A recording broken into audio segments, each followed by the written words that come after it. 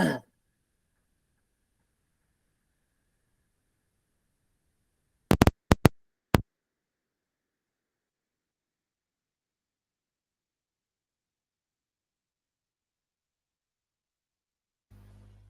morning, sir. Sir, I have one doubt about SQL query graded assignment. Yeah, what happened about graded assignment? There are specific section of SQL query graded assignment. What is that assignment? All the graded assignments means the graded question from 1 to 5 and the main graded assignment. So is there any other assignment that SQL query graded assignment? Sorry, I didn't get what you wanted to say. Graded assignment. Is there any issue with the portal? You are not able to submit the query, something like that? No, sir. Sir, in the portal there is a separate graded assignment which is Yeah. named as SQL query graded assignment. Correct, correct, The correct. Yeah. programming assignment, sir. Those are So, programming assignments. Yeah. are they the same that we have got 1 to 5 questions in the portal, or we have to solve any different? You have to solve them. All the textual, I mean, the MCQ based graded assignment as well as the SQL based graded assignment, both of them you have to solve. Okay. Okay, sir. Fine. So my screen is visible, right? Yes, sir. Yes, sir. Yes, sir. Sorry, just a second. Why this thing is not going away?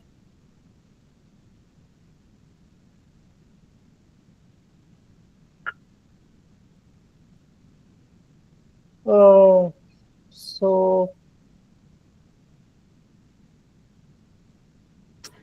okay. So I will. This is how we will go about it. Um, I'm also concerned. So let me see one thing. You guys raise hands. Those who want to, those who have basic doubts in the basic lecture content as well. As one of you said, I will go through the content anyways. But let me see what the crowd feels like. So do you want to go through the content slides summary at first, or should I go into the SQL part and discuss an SQL coding, some SQL commands at first? So raise hands those who want to, those who are in prefer of going through the slides.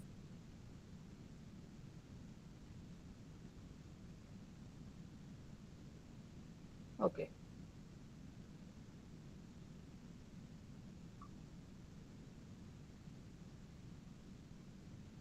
fine. There are some people, and many of you want to go to SQL. So okay, so this is how we will do. We will go through the slides only. Then I will come to the SQL because anyway it will not take much time. So let's start from the first lecture. See, so lecture 1 primarily discusses about your how SQL works. Okay, so just yeah. How we are basically developing the idea of SQL. Now, in the previous Saturday session, I discussed that in your this database management systems, we are studying a relational database management system, right? RDBMS. And there are other database management systems as well, which we called object-oriented database management system, OODBMS, and other different varieties are there.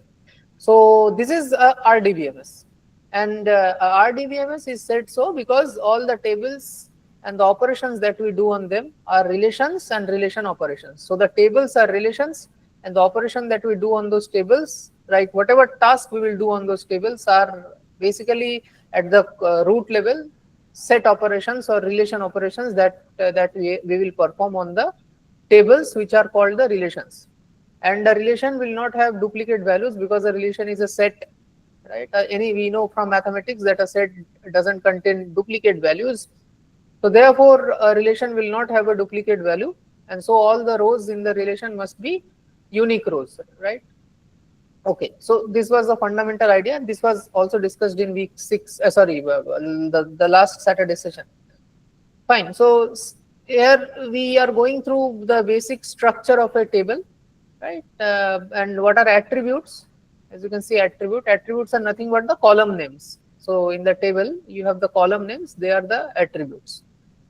Now, so you see roll number, first name, last name, all those things are attributes. Now, each attribute will have a domain. Now, what does that mean? Simple thing. Let's say I have a roll number column. Now, a roll number column, let's say I say that those roll numbers are numeric numbers, right? Maybe 1, 2, 3, 4, 5, 6, 7, 8, like that, or 21, 31, basically numeric values. So, the numeric value is the domain of your attribute called roll number. That's it. I mean, yeah. So in this example, roll number is alphanumeric string. So it will have only alphabet and numerical value. In what I am saying in that example, let's say roll number, you define that roll number is an integer type. So just like data type. So domain is nothing but data type, which you are mentioning for that attribute or column name. Right? Attribute is column name, and that column will store values which must be present inside that domain. That is, which must be according to that data type. Right? That's it. Nothing else. Uh, okay. One thing is that the special value null is a member of every domain. So the null value can be there inside any domain. So whether you define your attribute or your column name as string type or integer type or whatever. String type means in SQL we will learn that we call that varchar type. Okay. So when you do string type or whether you do it integer type, so null will be present inside that domain. Right? So that means the row value inside any attribute can have null. Okay. So as you can see over here, roll number is alphanumeric code over here. First name is a string, which is basically a varchar, variable character, right? And yeah, likewise, just simple table. And we already discussed what is schema and instance. Schema is basically the structure of the table. So let's say schema will say that in this table we have 1, 2, 3, 4, 5, 6, 7 attributes or 7 columns, and the domain of each of this column is accordingly roll numbers domain, first names domain, last names domain, DOBs domain, etc., etc., etc. Right? So these things are covered in the schema part of a table, and instance means whatever is present inside the table. So the rows or the data are called instance of the table. Okay. So schema is the structure of the table. So basically the attributes or the columns, right? Attribute names, which are written in red over here, you can see. And other than that also, there are other things in schema, and I will come to that when we discuss those things as a part of this live session later. So, but primarily speaking, schema deals with the structure of the table. Instance is basically the data present inside the table. So as you can see, this is a relation schema. R equal to A1, A2, A3. A1, A2 are basically the attributes. So that's it.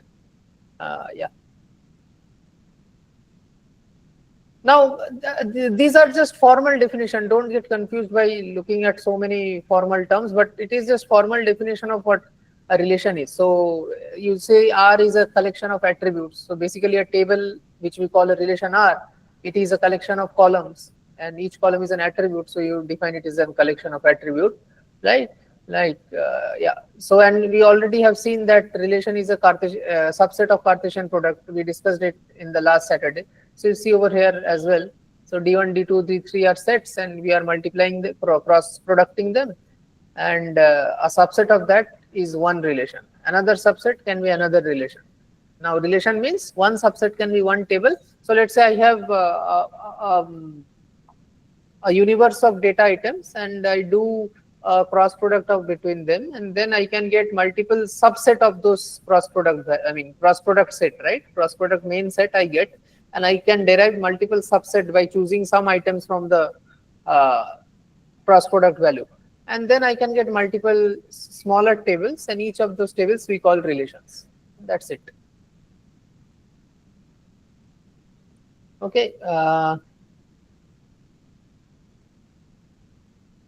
So you see no two rows can be identical. Now one important point to discuss over here is, see, this is the basic idea of how relational algebra works, or how we are representing a table inside, I mean not inside, while studying a database management system.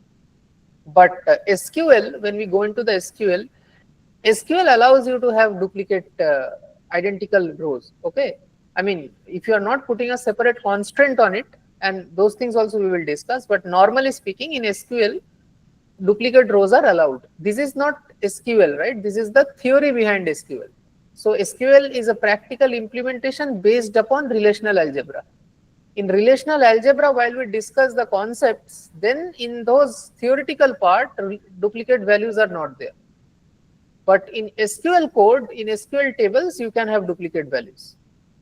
Okay, so for you to answer the questions in your graded, graded questions or in the quiz questions, whenever your question is asking you in terms of relational algebra expression, and we will come to that in the next part of this slide, relational algebra expression, then you have to consider that, okay, I will say that there cannot be any identical values. But let's say it is a query question. We have been given a query, SQL query, and something is asked from a given table. And a query and a table is given, and something is asked that what will happen, let's say, when you run this query on the table. Oh, in that kind of situation, you have to say that, okay, SQL is based upon relational algebra, that is fine, but SQL allows duplicate entries. So since this question is asking me about SQL command, so I will consider duplicate entries to be there, no problem.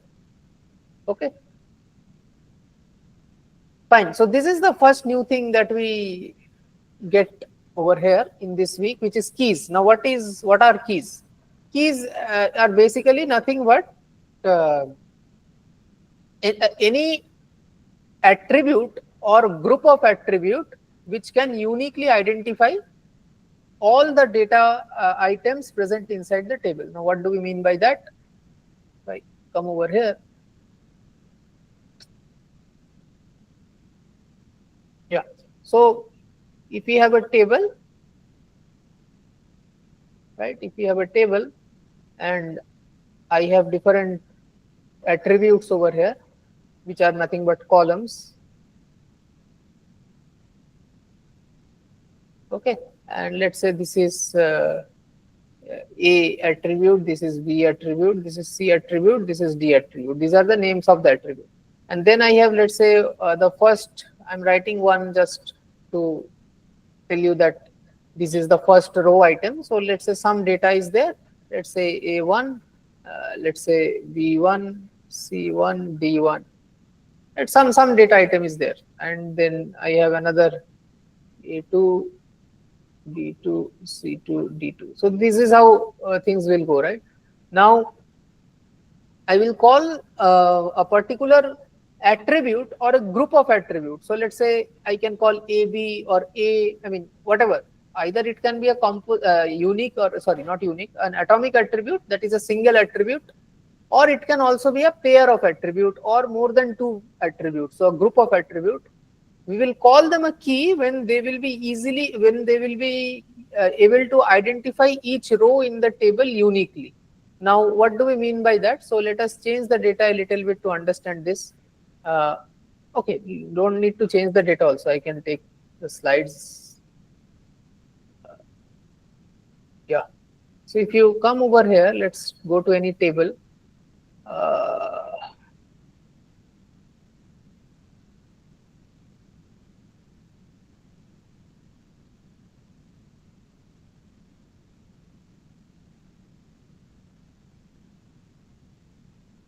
So just for the sake of conversation, let's take this A column, right? Now, let's say when I say uniquely identify the rows of a table, what do we mean by that? So when I have this alpha in this A column, if I want to say A attribute is a key of the table, then I have to ensure that whenever alpha is present under the A attribute, so in whichever row, these are the rows, right? So in whichever row alpha is present, whatever value is on the right hand side of alpha for other attributes, that will be same whenever alpha is repeated in A attribute. I will mention it again.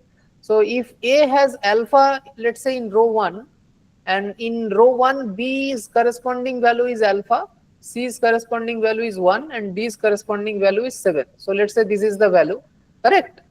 So let's say in future, in data entry number 2, data entry number 3, wherever alpha is repeated, then the B, C and D will have alpha 1 and 7 respectively. So that means if I say that A is a key of the table, in that case, the element of A, which whatever value is present inside A attribute, that should determine the value of the other attributes. Determine means, so whenever A is a particular value, it is determining the other attributes value, means it is making the other attributes value to be fixed and being one-to-one mapped with A, I mean the value of A. So that whenever A is repeated, I mean, let's say under attribute A, the value is alpha. So whenever alpha is repeated again in the table, the value corresponding to B, C, D will again be repeated. Okay, they cannot be a different value. So if this is so, if there is a one-to-one mapping, so then we can say that the attribute A is a key of the table. So in this table, is A is basically, can we say that A is a key?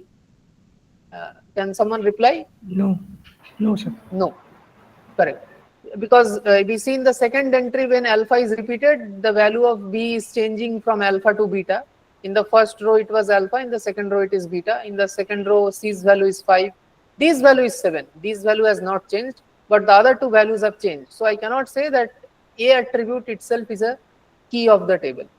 So let's say I club two attributes together and say A and B. Now let's consider A and B together.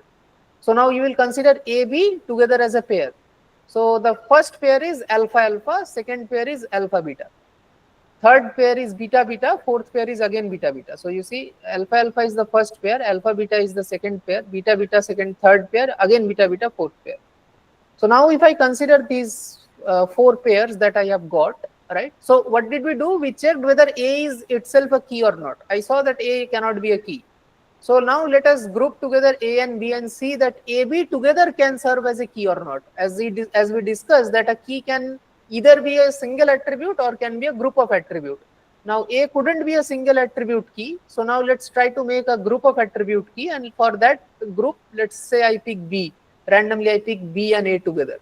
So now let's see for AB. So you see alpha alpha is there. So if alpha alpha is there, according to the same definition of key, whenever in the table alpha alpha is repeated, the values of C and D should be repeated as well. So is there alpha alpha again in the table? No. We do not have alpha alpha again repeated, right? So that's why if it is not repeated, we cannot verify. So we will keep, we will just keep it at that. So the next value is alpha beta. Is alpha beta repeated? No, alpha beta is also not repeated. So okay, I will consider that, okay, it's a unique pair. So anyway, it is determining the value of C and D. It is doing a one-to-one mapping. Okay. Third pair is beta beta. Now you see beta beta is repeated as the fourth entry as well. So if beta beta is repeated in the fourth entry, that means the C and D value corresponding to beta beta in the third entry and fourth entry must be same in order to call A and B as a composite key. As a group together key. But that's not the case, right? In C, for third entry, it is 12 and D is 3. But in fourth entry, we have C value 23 and D value 10. So it is not same. So that means A, B together also cannot serve as a key of the table, right? Now, if let's say take A, B, C together, group 3 of them together. Now, can they serve as a key? So you see, then all the entries are basically different. Alpha alpha 1 is a separate entry, alpha beta 5 is a unique entry, beta beta 12 is a unique entry, beta beta 23 is also a unique entry. Do not get confused that beta is repeating. Now since I am taking ABC clubbed together, the whole thing I have to see. I can only say beta beta 12 is repeating when I gain beta beta 12 only. If I get beta beta 10, beta beta 23, then I cannot say that that is same as the beta beta 12. Okay, so it doesn't matter whether the part of that composite attributes is getting repeated. That doesn't matter. The whole thing should get repeated. So beta beta 12 is third entry, beta beta 23 is fourth entry. These two are different, completely different entries. Okay, so now you see all the four entries are different. Now since all the four entries are different, by default it is a one-to-one mapping. So whether D is repeating or whether D is not repeating doesn't matter. So this is another important point. See, D's value is 7 in the first entry and second entry it is again 7. But that is not what I am worried about. Value of the other attributes can repeat. I am not worried about that. What I am worried about is if the value of the attribute which I am trying to prove to be a key, they get repeated, then the other value of the attribute should also repeat. Okay, so since in this case alpha alpha 1 and alpha beta 5 are two separate entries, even though the value of D is getting repeated for both these alpha alpha 1 and alpha beta 5 entries, I am not worried about that. I can tell that okay, this is performing like a perfect key, because alpha alpha 1 and alpha beta 5 are two separate values, completely, I mean a triplet of value, but these are two separate values. So for them I am not concerned about what is there in D, or let's say if there would have been another variable, another attribute E, I am not worried about them. If the entries are different, then I will not even see what is there on the other attribute, because the entries are itself different. So I don't have to see. But if the entries get repeated, which I am considering to be key, right? Those entries get repeated, then I have to see that whatever leftover attributes are there, the value under those attributes are also getting repeated. Okay, so don't get confused that D is repeated under alpha alpha 1 and alpha beta 5, so how can it be a key? No, I am not worried about that. I am worried about only if alpha A, B, C values are repeating, then the D value should also repeat. But A, B, C value is not repeating, so that's why I am not worried about D, and that's why it is a key. So in this table, your key will be a B, C attribute combined together can serve as a key of this table. Anyone has doubt in this concept? Because this is very important and this is the fundamental for your further weeks, numericals and all those things. I mean in week 4 and week 3, all those things. The concept of key should be clear. Any doubt?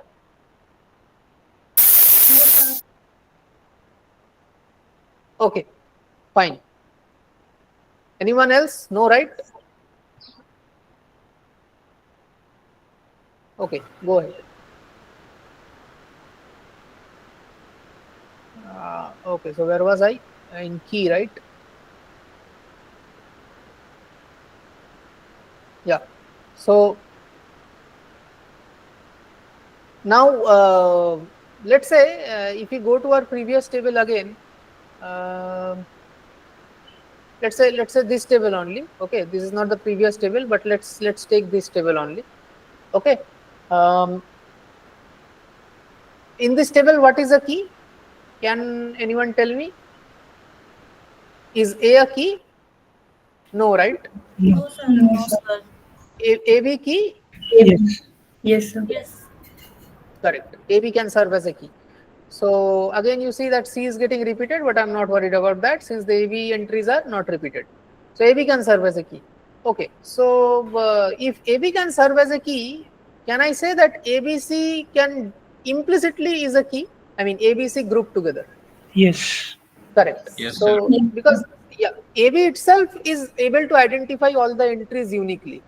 So since all the entries of AB are different in itself, if I add some other attributes with it, append some other attribute with it, then also they will also be different because the entries of AB are itself different. So if I add something else with that, then also we can say that the whole thing will again be unique. I mean, all the entries will be unique. So as you can see over here, ABC will also be unique. Since AB in itself it is unique, so ABC will also be unique. So therefore, if I get a key, if I have already found out a key, so if I add some other attributes with the key, then also that will also be a key. So I mean, by default, it will also be a key, right? So therefore, we call that when we add other attributes and then also it is able to identify separately, I mean uniquely, each of the rows. So that kind of composite set of attribute we call a super key. So what is a super key? A super key, a collection is a collection of attribute which is not minimal in structure. Minimal in structure means what? There are some attributes in that group of attributes which I can remove and it still will be a key. So as I said, if I have ABC together, I call ABC as super key, and I remove the C from the ABC triplet, and I am getting A and B. I am left over with A and B, but A and B are also key.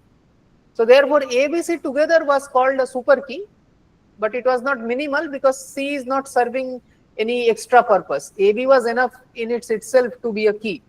But I added C just for, I mean, whatever, I just added it. So that's why we called ABC together as a super key. It's like a superset.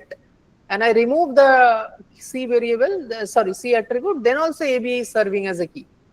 Right? So that is a super key, and AB, what we call AB, because see, A cannot be a key in itself. B cannot be a key in, B can be a key, by the way. Sorry, B has 10, can it be? Yeah, B has all 4 separate entries. So by the way, B can be a key in itself. In this table, if I consider B, then B can serve as a key in, I mean, alone, right? So it doesn't even need A over here, correct? So if that is the case, then what we, as we say, that AB is again a super key. I mean, initially we didn't observe it, but AB again is serving as a super key only. Why? Because even if I remove A from the pair of AB, then also B itself can actually uniquely identify all the rows in the table. That's why B is a super key. B is AB was a super key also. ABC is a super key. AB is also a super key. But B is a minimalistic key. I mean, it is an atomic value, and you cannot basically go. I mean, you cannot break. I mean, there is a single attribute which is serving as a key. So such an attribute which is minimal in structure, that is, if you remove any attribute from that set of attribute, then it will no longer maintain its key property. Such a group of attribute we call candidate key. Okay, so super key is an aggregation of attribute which is serving as a key, but which might not be minimal in structure. Minimal means I can still remove a few attribute from that set of attribute and still maintain the key characteristics. But a candidate key is such a key that is minimal in structure, and that means from that set of attribute you cannot remove any attribute. Okay, and if you remove, then it will no longer maintain its key structure. Like in our previous table example, now in this case you got B as a single attribute candidate key, but in this example, previous example that we discussed, here you cannot basically get a single attribute key. I mean, at least between A and B you cannot do that, right? So you need to, if you are trying to make a key out of this, then you have to take A and B together. And you see that either if you remove A, then B cannot serve as a key, and if you remove B, then A cannot serve as a key. And therefore, A and B together are candidate key. So it will not, it's not the case that always a candidate key will be a single attribute. Okay, it will be a group of attribute as well, but within that group you cannot remove anything else. Otherwise, the key nature will be destroyed. So I think this candidate key and super key part is over. Surrogate key is nothing but, so like in this example, right? Like in this example, I just wrote 1, 2, 3, 4 to indicate that this is the first, second, third row in the table. Surrogate key is something like this. That is, it is not a part of the table logic. It is not a part of the relational logic. Basically, the programmer, while working, let's say the data is not numbered, and I have to somehow serialize the data. So we take a extra field called, let's say, serial number, and put a number 1, 2, 3, 4 to basically keep track of this is the ith record in the data set.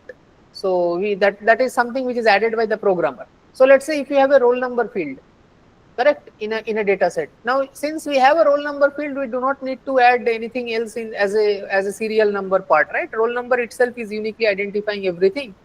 So I don't need to have a tracking mechanism like 1, 2, 3, 4 serial number. Roll number serves that purpose. But let's say some data sets will be like this, that you do not have any such unique value to identify each row. So in that kind of situation, what the programmer does for the sake of doing operations in a tidy way, performing job in a tidy way, what the programmer does is they add a serial number kind of field or some related field which is outside the semantics of the data, outside the logic of the data. It has nothing to do with the relationship between the data items. but it is something which is convenient for our working purpose. So that is what we call a surrogate key.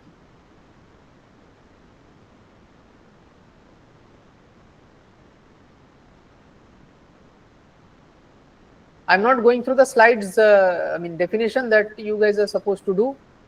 I will just discuss the concepts and go ahead. Now, foreign key. This is another key, foreign key. Now, what is foreign key?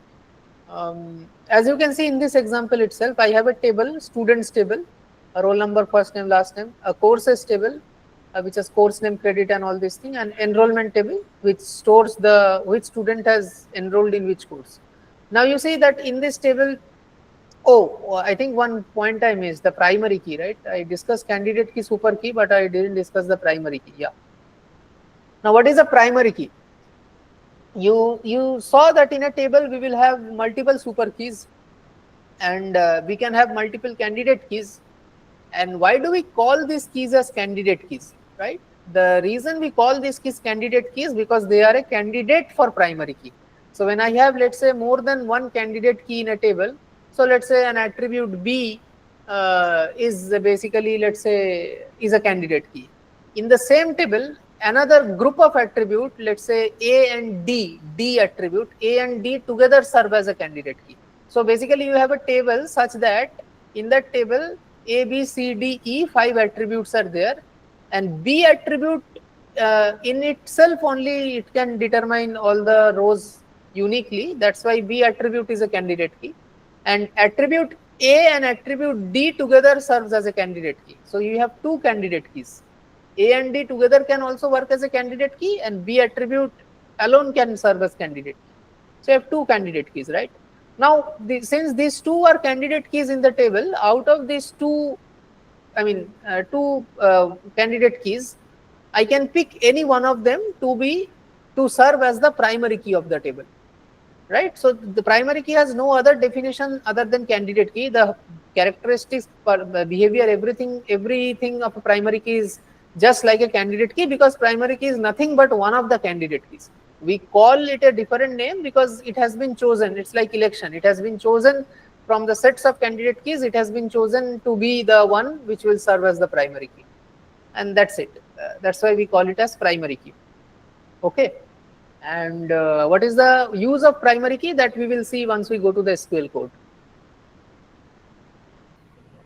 Sir, if there are multiple candidate keys, how can we choose that this thing will be the primary key? Yeah, so there is no hard and fast rule for that. Yeah. Okay.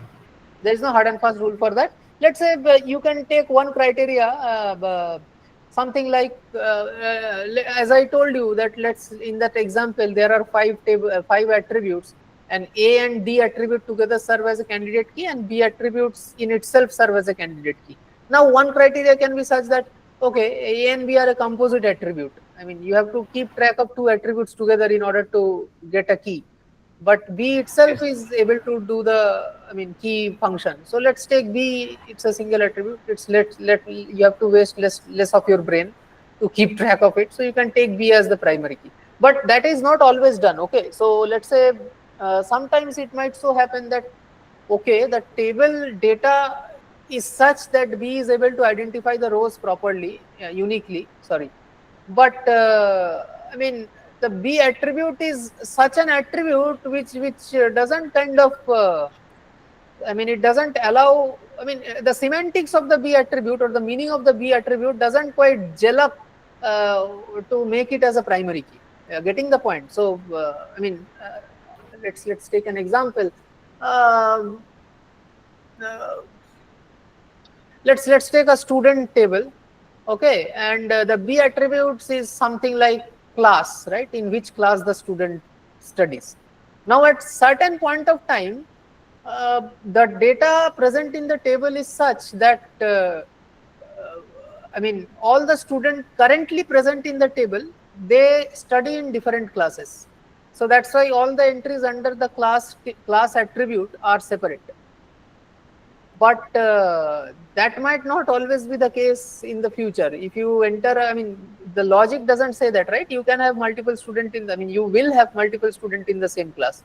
So in that table at future, when we enter new details, new entries, there is a high possibility that it will be repeated, right? The b value, attribute value, will have repeated entries.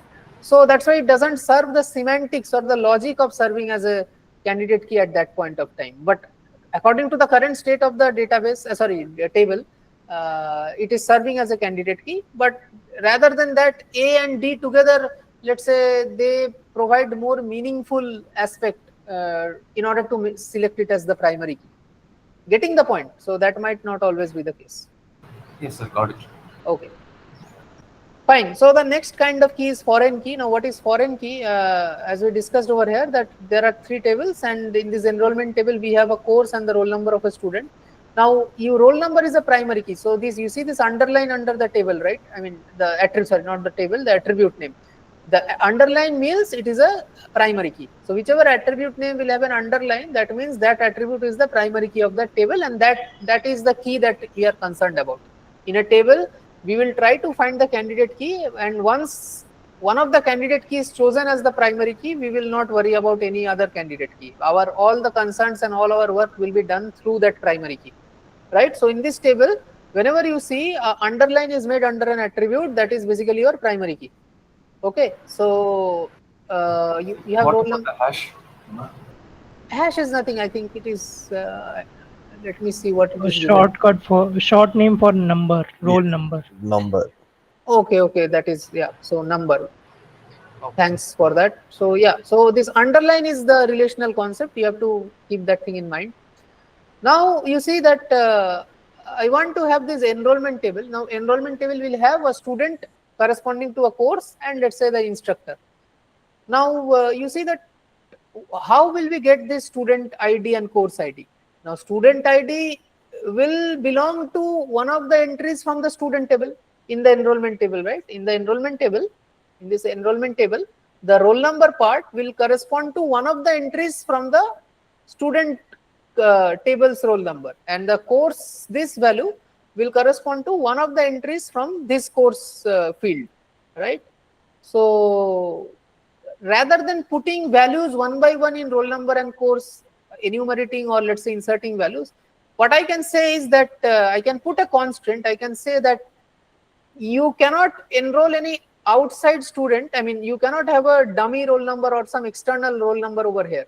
Like in BS degree course you guys are studying, I cannot put a roll number, let's say in the marks, I mean in the Excel sheet where all of your let's say graded assignment marks are getting stored. In that sheet, I cannot put a roll number value which is not from the BS degree students, right? So how can I enforce this in database? I will come to the SQL part, it will be clear again. How can I enforce this feature, right? That all the roll number will be from the student's roll number, I mean, okay? And all the course ID, this course field will be from the course, this course primary key. Okay, to enforce that, we have a concept which we call the referential integrity, and that is basically a foreign key. In terms of SQL, that is a foreign key. Now, what is a foreign key? This roll number is a foreign key to this roll number field. This course number is a foreign key to this course number field. So, which one is the foreign key? Is this course foreign key? No. This is the primary key of courses. Is this roll number foreign key? No. It is the primary key of student. But this roll number and this course are foreign keys who are pointing to primary key of other table, and this puts a constraint on the enrollment table that I cannot have any roll number or any course number which is not in the primary key set, or basically in this course table or in this student table. So if I allow you to insert values one by one, you can make a mistake and put some other roll number, other course number which is not there. But if I put this foreign key concept, and we will see how to enforce this concept in SQL. If you put this foreign key constraint, then no one can put any other value over here. Okay.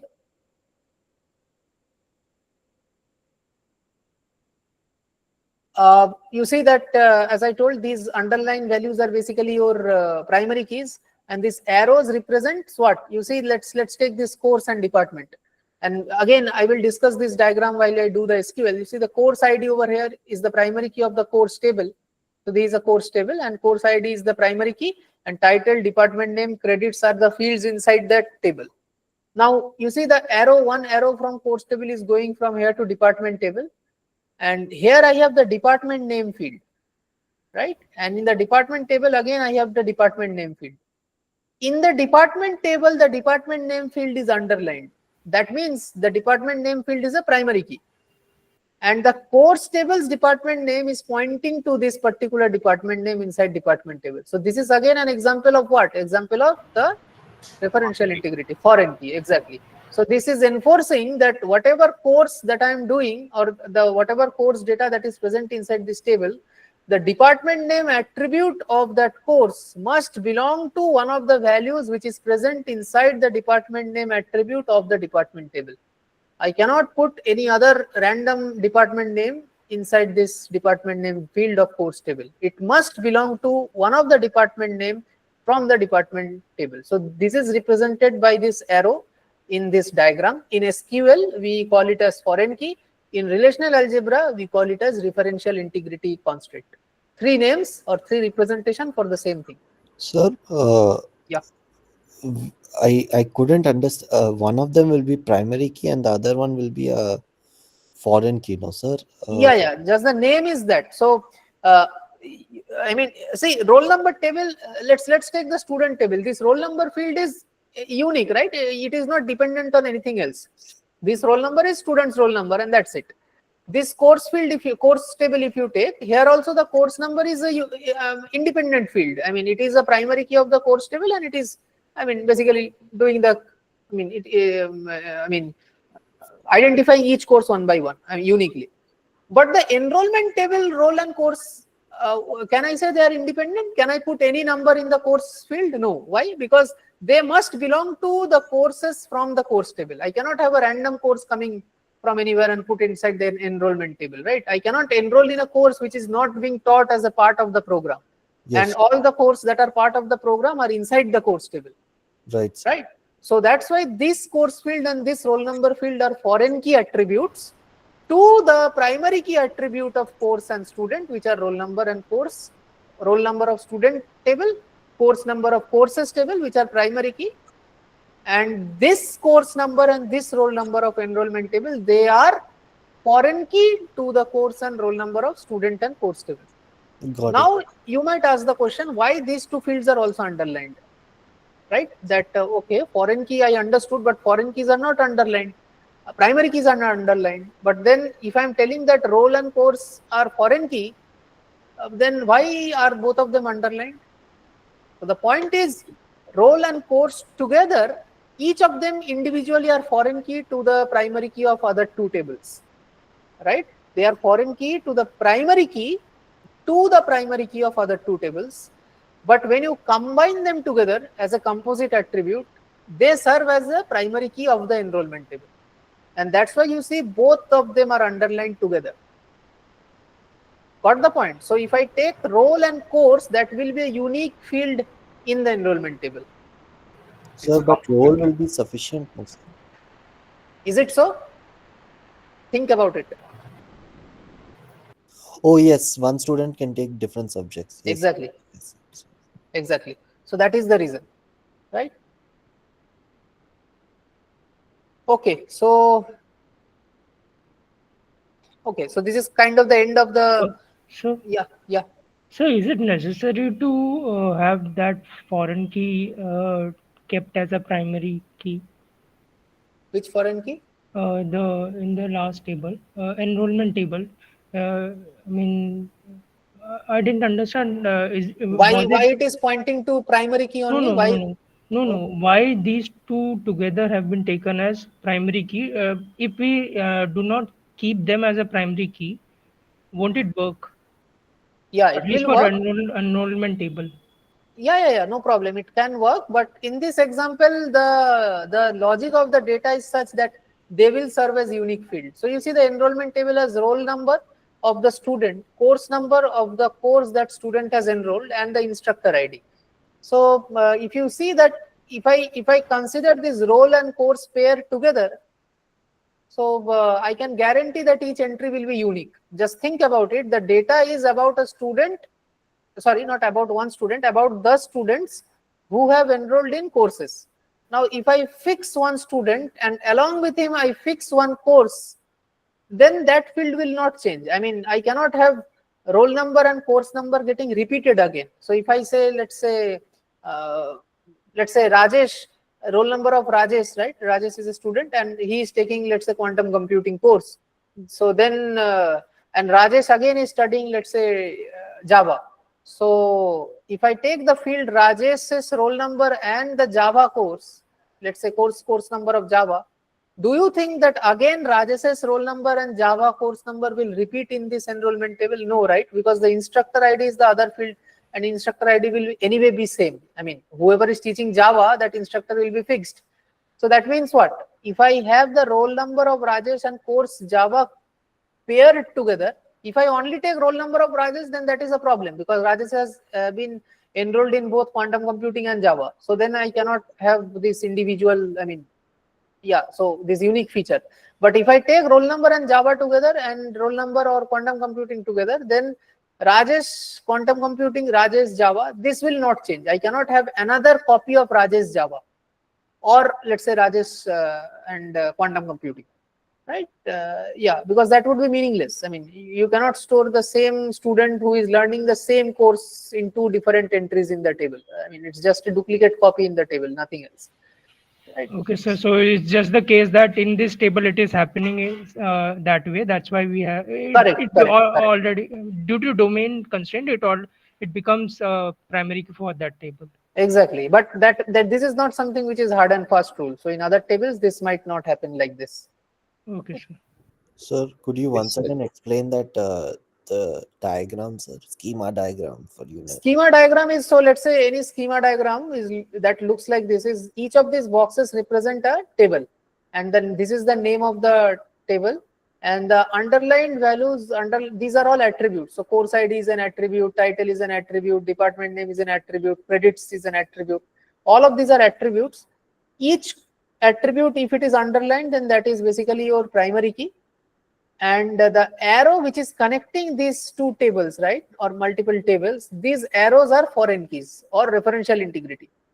Now you see, take any two table which are connected by an arrow. Give me just, you ask the question, so tell me, just pick any two tables which are connected by arrow. Yeah. Takes and student. Takes and student, okay, so takes and student, okay, great. So I have takes and student, you see this is connected by this arrow. So you see what I want to say, any two table which are connected by an arrow, that means there is a foreign key from one table to the other table. Now you see this, here the foreign key is from ID to ID, right? So it is, and it takes is basically, let's say, I think course, section ID, semester, year, grade. So basically I think it is related to course. So if a student is taking a particular course, right? Something like that. Yeah.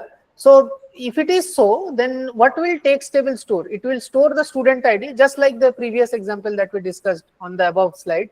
It will store the student ID. Now, in the takes table, can I have a student who is not enrolled as a part of this database? No, sir. No, right. So that means if I put a constraint on the ID field of takes, that you have to compulsorily put values under your ID attribute. This is, I'm talking about the takes table, that you have to compulsorily put those values under your ID attribute that are there inside the ID attribute of student. Then I can ensure that I will not have any external student or external value coming into the ID field.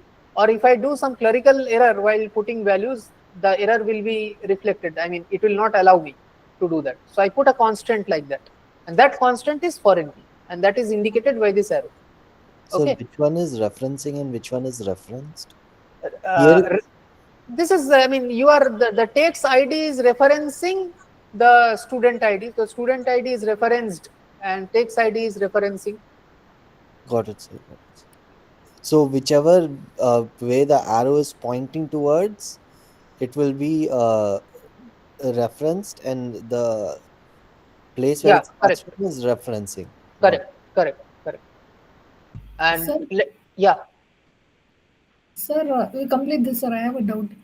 Yeah, go ahead. Ask us. Any doubt from any portion, just ask. Okay, it's not I mean, I will be, so again, let me say this for other students who might be waiting. If you have some doubt corresponding to some other part of the, I mean, week, go ahead and ask it. Okay. I mean, at least it should be in my memory that you have doubt in that part, so I can explain it later again. Yeah. So go ahead, ask. Sir, different people can have different primary keys working on a same table, sir. There can be different No, primary no, keys. no, no, no, no, no, no, no. The primary key of a table is fixed. Okay. Why? So why did you ask this? What was your observation? How you came up to this doubt? Sir, if there are a lot of tables now, sir, in a big data set, there will be a lot of tables. So there can be a lot of unique values. Maybe two attributes have unique values. So one Correct. person can take that attribute as a primary key, and another person can take the other attribute as a primary key, no, sir. Correct.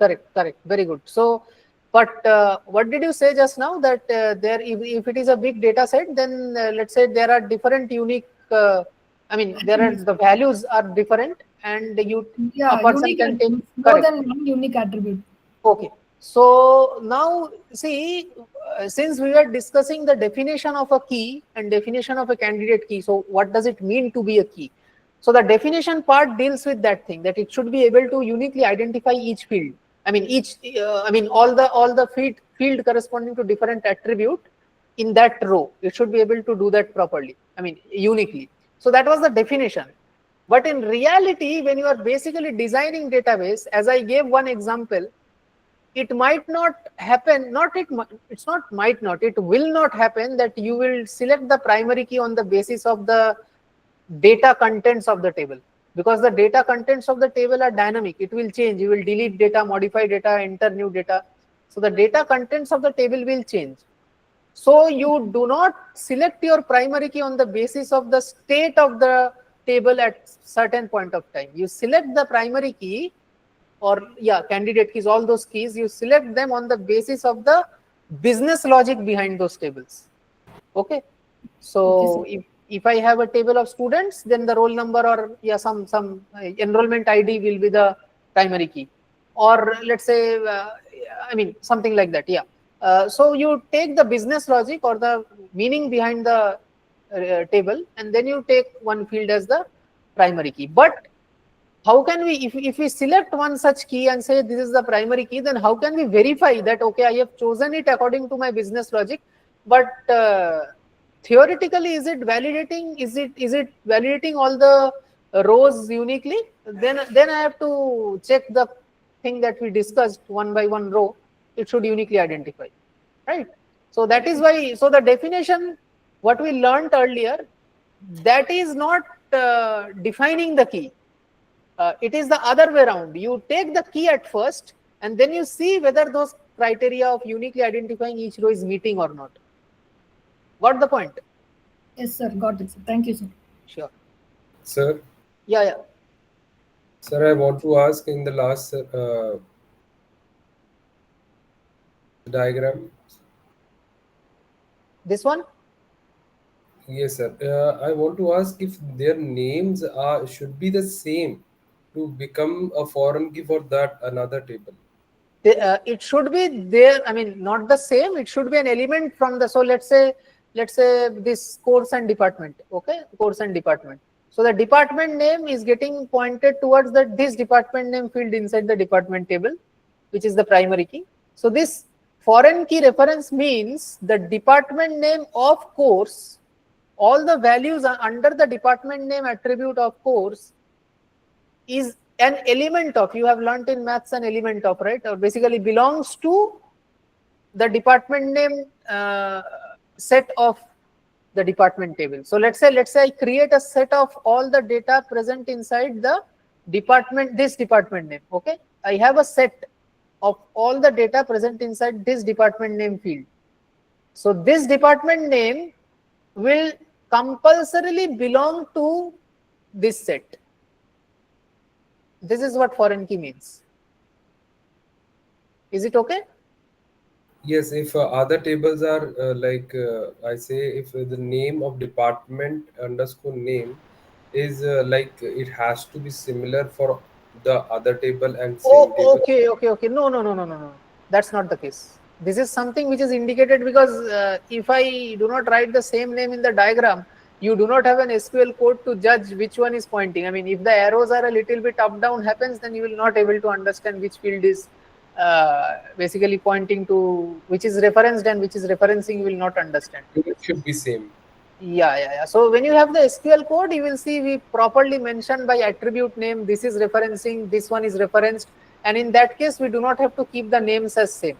I mean, in this in the class diagram, this is a convention that we keep the foreign key name similar to that of the primary key which is pointing, to which it is pointing, so that for ease of understanding that this is a foreign key to this primary key.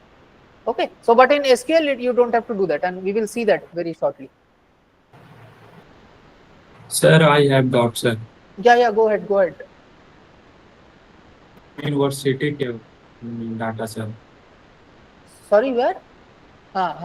Okay, here only. Sir, in time slot, which attribute is primary key and which attribute is foreign key, sir? Time slot, there is no foreign key. See, there is no arrow over here, and the time slot ID and day and start time, all three together are creating your primary key. Composite All primary three key. are Composite. I told na. What is a primary key? A primary key is nothing but one of the candidate key. A candidate key, what is a candidate key? A candidate key can have one attribute. A candidate key can also be multiple attribute candidate key. We discussed that. So like in our example, A, B together were serving as a candidate key. So in this case, time slot ID field, day field and start time field, all these three separate fields together creates a candidate key, and we choose that candidate key as the primary key. It is a composite primary key. Sir, in date table, just which attribute is primary key, sir? Again, it is here also it is same. In text table, ID attribute, course ID attribute, section ID attribute, semester attribute, year attribute. All these attributes together compiled together as a 1, 2, 3, 4, 5 as a pentalet or whatever you want to call it, triplet, doublet, right? So it's a pentalet. So all these 5 attribute grouped together works as a primary key. So don't, I get your point. The thing is, do not consider this 5 attribute as separate. It's not that ID is a primary key. It's not that course ID is a primary key. It is not that section ID is a primary key, semester is a primary key, year is a primary. No. It's not like that. The whole thing is primary key. ID, course ID, section ID, semester, year, complete together one tuple. This one tuple, this one group is serving as the primary key. There is only one primary key only. That's what we call the composite key, right? Composite key means a group of attributes working together as a key. In a table, more than one primary key can be. We can call composite primary key. Yeah. In a table only, if you have multiple attributes grouped together which performs the task of a primary key, then that whole set of attributes together is what we call a primary key or a candidate key, right? It's not separate attributes are not the thing. This works as a single tuple. I have discussed that in the previous part. You can just revisit that part again. You will understand. Sir, I have a question. Yeah. Sir, I have a question regarding that, sir. Tell. Sir, when we will start to just make the database of this kind of ER diagram, sir? Just now.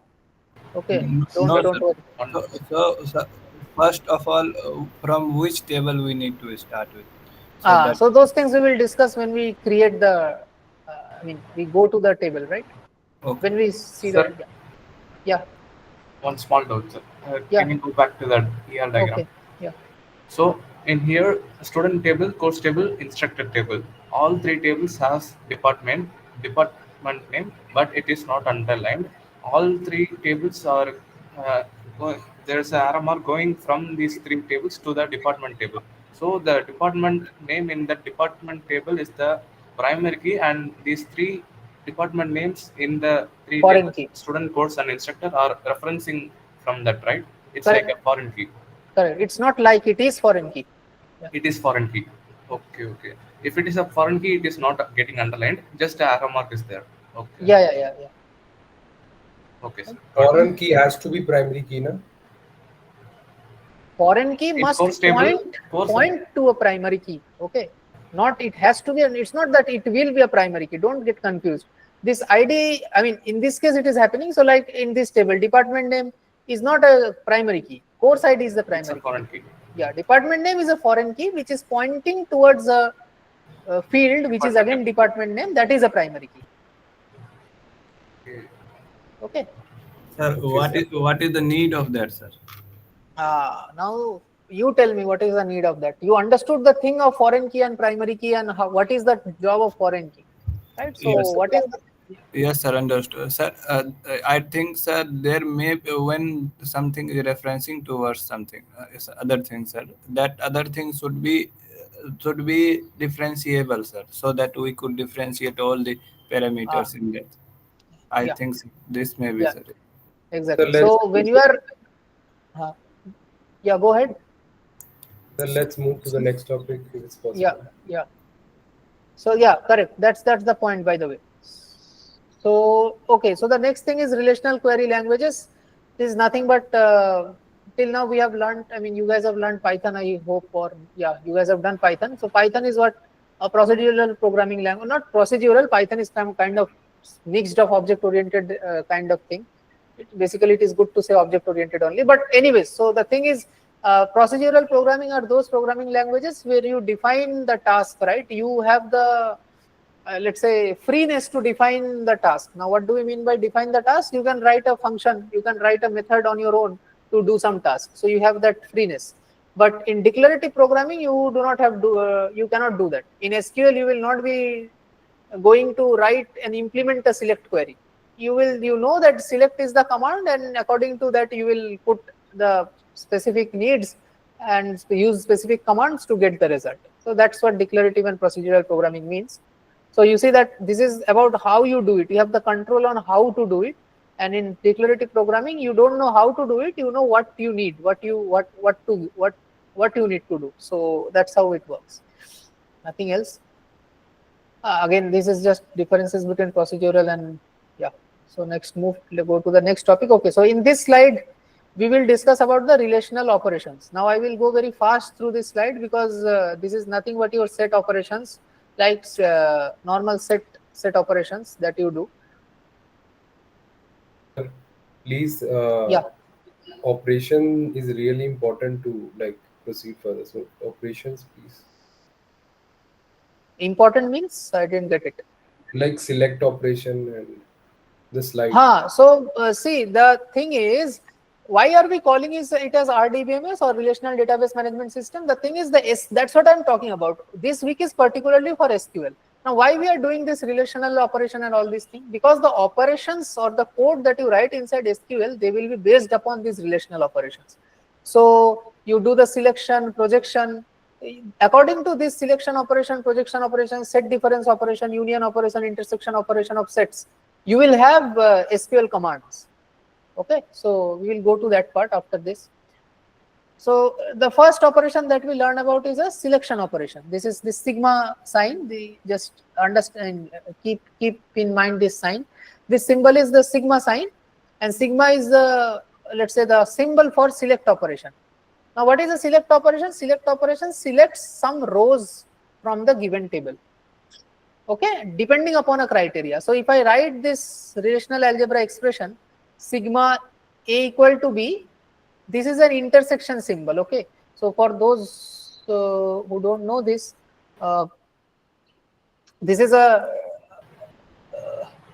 intersection symbol. And symbol. Yeah, and this is a union symbol. Now you might say that union was something like this and intersection was something like this. So these are set operations. These are basically set operations, right? Set operations. And these two symbols are mostly used in logic or Truth tables. yeah, truth tables and logic, all those things. But anyways, so that is your intersection and union operation. So this V was? Just like union, right? What was the upper sided curve in? I mean, the intersection symbol was this upper sided U, right? So that's why it is here. It is only a little bit edgy, and that's it. So this is also intersection. And if you have it the other way around, then that will be your union. Fine. So this is an intersection of A equal to B and D greater than 5. So depending upon this condition, that where A will be equal to B intersection, that means along with A equal to B, I also need D greater than 5. So I will pick the rows which satisfies this criteria from the R relation. So ABCD, this is the R relation. From here I will pick the rows, right, not the column, the rows that correspond to this condition. So you see that Table is referring as R, right? R is the table, this table. Okay. Yes. The relation. Okay. So yeah. So again, you just check it according to the table. You will get these rows as the result. Only one important point is, let's say from your graded assignment or your quiz point of view, if we give such a question in the quiz or in the graded assignment that you have a relation expression like this and a table like this, as I earlier mentioned, that while you are solving question related to relational algebra, you have to keep in mind that I will not allow duplicate values. So while doing this operation, if you see that the table that you are getting is having duplicate values, you have to remove those values, right? And in case of SQL, duplicates are allowed. So if it is an SQL query, not a relational algebra expression like this, then you don't have to worry about duplicates. Sir, answer Yes. for this, like alpha, betas are same, and now D should be greater than 7, right? They greater Greater than than 5. 5. So answer of first row is okay, na? First for is, I'm not solving. Okay, if you want to, if you check that A equal to B, wherever A is equal to B, so row 1 and row 3, row 4 is satisfying. Okay, and D greater than 5 means first two row, but again the second row doesn't matter because that's A is not equal to B in that case. And here again it is, so first and the last, first and fourth are satisfying. So that's why you have the first and fourth in this result table. Someone Sir, else was asking something, I think, sir, yeah. in other words, we could say that A is equal to B and D is greater than 5. Exactly. Okay. So when you say duplicate, you were talking about the tuples, the Tuples, entire correct. row. Entire row, exactly. Okay. I think one girl was asking something. Is there someone? I mean, she muted or something. Okay. So now the next operation is your projection operation. So first was selection, where we basically picked up the specific rows corresponding to a condition. In projection operation, we will pick up the columns. So we have to pick up. So here what happened? When I picked up the rows, I was not able to select which column I want. So all the ABCD column got printed along with the row that satisfied the condition that I gave, this condition, right? So all the columns got printed ABCD. Now let's say I want to have a control over this, that okay, this condition will be satisfied, but along with this condition, I at the end result, I only want the A and B, or let's say A and C columns, and I don't want the B and D columns. Or let's say if I take A and B, I do not want the C and D columns. So if I want to have that column selection property, selection is what? Selection is row selection of rows. Now I want column selection. So that is projection. Selection of columns is projection, and it is indicated by the pi symbol. You see that pi A comma C. Now what is the work of projection? To select a column. So you will mention the names of the column that you want to be printed and the relation on which you will apply the projection. Just like in selection also, you mentioned the name of the relation R. So on R relation, I want to print A and C. In this relation R, what is A and C? If I print only A and C, what will happen? Alpha 1, beta 1, beta 2. Now see, alpha 1 is getting repeated. In this table, alpha 1, beta 1, beta 2.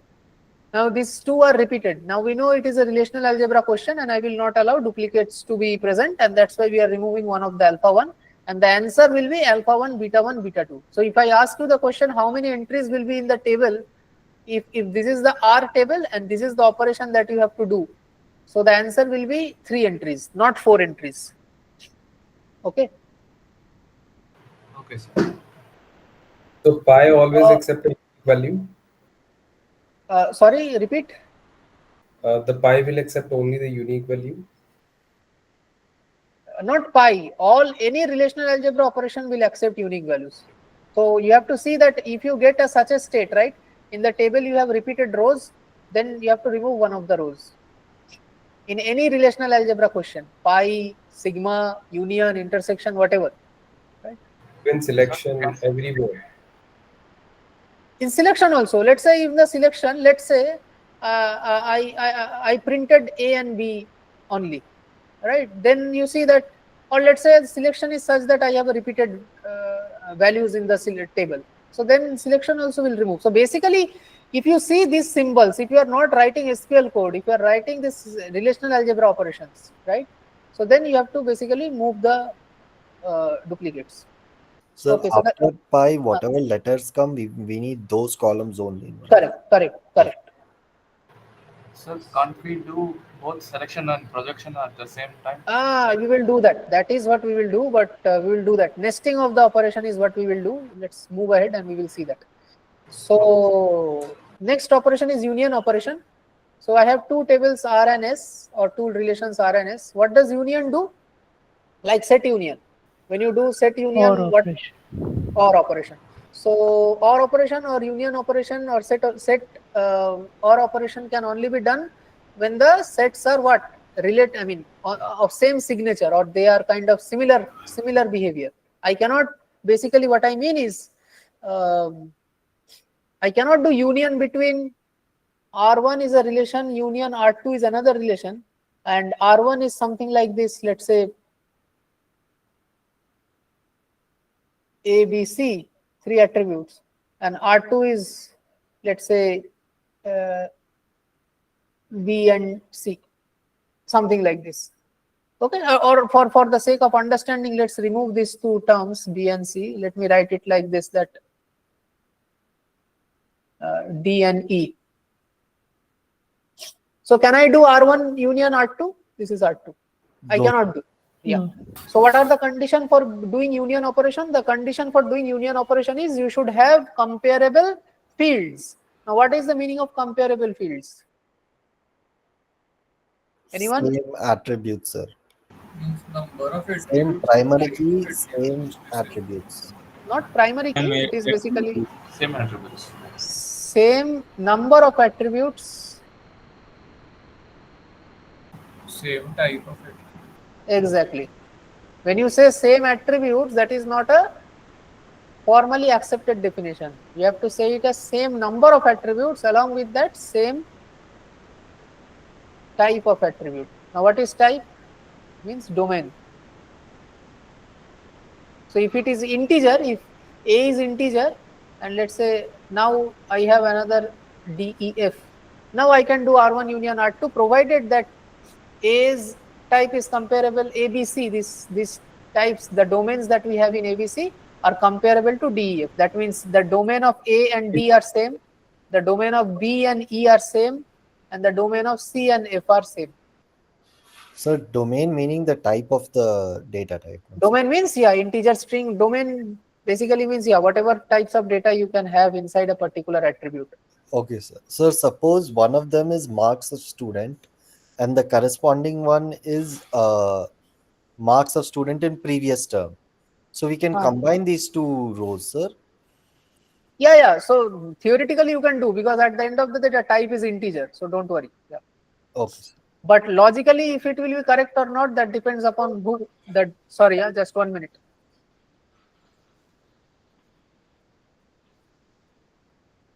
Yeah. So, but logically, whether it will be correct or not, it depends upon the database administrator who is doing that.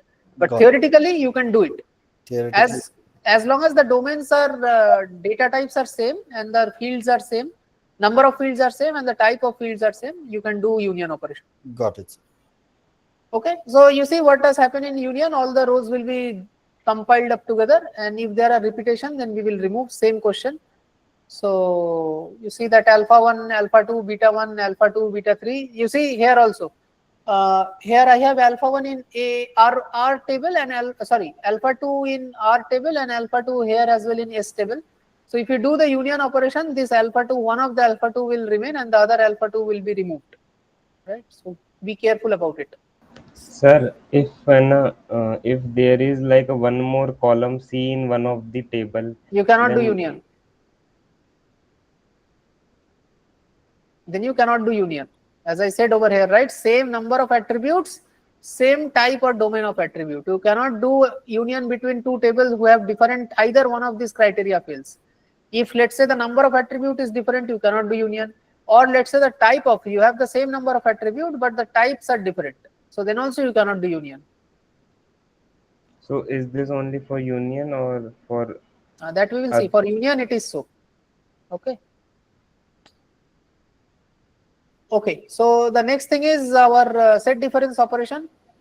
Here also same logic applies. You can only subtract. Sir, the conditions which we have told now, sir, like that will be applicable for all the sets or only for specific of union operation? For Like union say, operation, it is so. Now let me go through one by one and you will understand. I will discuss, right, for other operations. Okay. For union operation, it is so. By the way, this is the same concept that you guys studied in your set theory. There is nothing different. In two sets, you are doing union. Then that means those two sets are basically similar in their structure. Otherwise, you cannot do union, right? Can I do union between sets of elephants and sets of let's say cuisines, or I mean kitchen items? You cannot do that, right? Doesn't make any sense. But yeah, so that's it. You have to have comparable values to do union. Again, I will repeat one more time. The number of attributes should be same between the two tables, and the corresponding attribute should be matchable domain. So the A over here, the A in S table and R table should be same. The B in S table and R table should be same, means their domain should be same. Domain means that data type. So B is data type in S table if it is integer, and R data type in B is data type in R table should also be integer. Something, I mean, it's like that. Sir, I have a question, sir. Yeah. Sir, if R relation have A and B attribute and S relation has C and D attribute, then the Doesn't make any difference. I mean, these names are, I mean, in the example that I wrote over here, the names were different: A, B, C, D, E, F. yes, sir. But what should be the R union S table look like? What should be there, sir? A, B, or C and D, sir? Okay, so the thing is, when you do union operation, it will not be like this, that these names are naturally. So what happens is the type will be matched. The SQL will, when you are asking this question, you are asking from a practical point of view. Theoretically, you see that A will be matching with D type, B will be matching with E type, and C will be matching with F type in this example. So you can understand. But in the code, when you write SQL command and you do a union operation, and you have two tables with separate these field names, right? So then what union does is it sees the comparability between the attributes. So the first attribute of A R1 table, it will compare with the first attribute of R2 table. Are the domains same? So basically, is the type same? If the type is same, then it will complete it together. Otherwise, if you want to have a separate implementation, then you have to specifically mention in the code that I want separate names. Got the point? So any one of the name will be kept in the table. Either the final table will look final table. What I mean is, when you do R1 union R2, the final table will have these three columns only, and they will have the values corresponding to both of these tables, right? Even the duplicate values will be there, because in SQL we do not remove the duplicates. But the table attribute name is something that you also can specify explicitly, that I want the new attributes name. I don't want ABC or DEF. I want something else. You can mention that explicitly. Or if you do not mention, SQL will take one of the tables name as the, I mean, most probably the left one it will take. So it will take ABC. Sir, but let us assume that A attribute is of name of the students. So that's what I told. I got the point. So that's what I told, that whether it is logically correct to do that, that is your job. You are doing R1 union R2. SQL will see the types are matching, the number of parameters are matching, I will allow you. Now, whether it is logically okay to do that or not, that depends upon the programmer. I mean, or the code, I mean, the database administrator. You are basically, you are unioning between two integer field. One integer field is shoe size, another integer field is number of students. That is your trouble, man. So you cannot do anything about it. So what SQL will allow?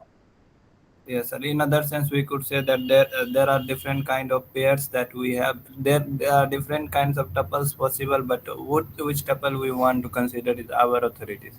Exactly. Okay. कुछ काम तो खुद को भी करना है ना यार, अब पूरा ही एसक्यूएल पे छोड़ दोगे. Anyway, so let's go to the set difference operation. Again, here also you see that the same rule of union apply. You can only subtract two items from one set to another only when the items are comparable. Can you subtract elephant from shoes? No. Can you subtract any unrelated items? No. You can only subtract comparable items, right? So again, here also the same rules of union apply, that you should have the same number of columns and the types of those columns should be same, basically same logic. And this is basically set difference operation. I am not going into the explanation of this. These are basic set theory things. Should know this. So basically R minus S means the resulting table will have those entries which are only there in R and not there in S. Next is set intersection. Same thing again, just like union operation, that you must have comparable rows, comparable columns.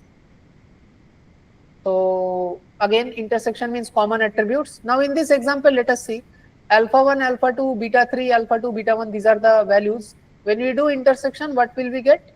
Only alpha 2 is common, so we only get alpha 2. Now this is the first example where we do not need the criteria of matching or the matching domain of the attributes as well as same number of attributes between two tables. So this is the first relational operation, which is cross product, and we know that cross product can be done between any two sets, right? Basically it will generate a set of ordered pairs. In case of set, it will generate a set of ordered pairs in which the first element will belong to the first set, the second element will belong to the second set. That is the definition of normal cross product. So here also it is same. Here you do not need the comparable data fields, attribute fields, and yeah. So you can do here AB cross CDE, EF, whatever. Domain also doesn't matter. Number of attribute also doesn't matter. By the way, so let me just I am getting distracted a little bit. So after this 11 o'clock session, you guys have any other subject session, right? In PDS? Yes, sir. What is Yes, that? sir. Okay. Mad one. Fine. So I will complete the discussion, and I would request all of you who has to leave at 11, you can leave, but try to see the YouTube recording of the SQL part, because that is something important for all of you. Yeah, and that is also not discussed that way in the slide. So please watch the session at that point. I mean, at some later point when you are done with your other sessions on YouTube. Okay. So this session is available on YouTube, right? Yeah, it will be available. Yeah, I will upload it. I mean, I think the previous session also was there on YouTube, right? At least my session was there. Last Saturday session. Yes, sir, it is there. Yeah. So then we are doing cross product. What is cross product? As I said, all the elements of R table will be multiplied with all the elements of S table. So how many entries will we have? 8 entries. So 4 into 2, sir. 200. Correct. So same thing. I'm not going into the details. You guys know all these things. You see the naming issue comes, like the question that you asked, that here also the naming issue comes, that okay, I have this AB field, here AB and here CD, all the fields are different. So what do we name, right? I mean, okay, so in Cartesian product, let's say if I have the different name, then all the fields are printed. Don't worry, we don't have to worry about it. But if the names are same, AB in table 1 and BDE in table 2, so these two B's are same. So then internally we store it like the relational name dot the attribute name. So R dot B and S dot B. But in SQL, again, you have the flexibility to mention it, that what do you want the attribute name to be in the newly generated table. So if you mention the new attribute name, then it will keep that name in the new table. I mean the resultant table. Okay. Yes, sir. Yeah, renaming table is something basically you're renaming a table, nothing important. Now this is where someone was saying composition of operations, that can I do both selection and projection together? Yes, we will do that, and in fact that's what we will do. We will have basically chain together multiple operations to finally get a complex task that we will achieve. So let's say here we have an example of selection operation over here, sigma, and a cross product operation. So at first we are doing R cross S. What will R cross S generate? R cross S will generate all the possible combination between the entries in R table and S table. And from there, from those entries, we will check the entries where A is equal to C, return me those entries. So R cross S is this thing, right? Now I will check that where A is equal to C in this table. So basically I am applying R and S were two different tables. Till now we have done R cross S separately and R and sigma on R or sigma on S separately. Sigma selection operation or R table or selection operation on S table separately, right? So now what we are doing is we are at first doing a cross product, and then on that generated table again we are applying a selection operation where A is equal to C. That is the condition of our selection operation, right? So this is how we get this result.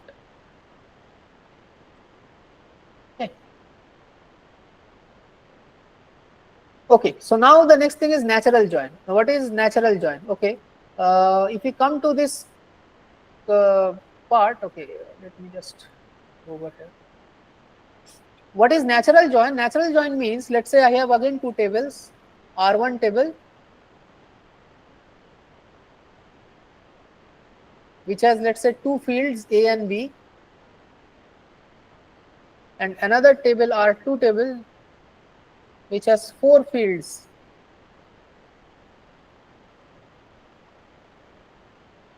right?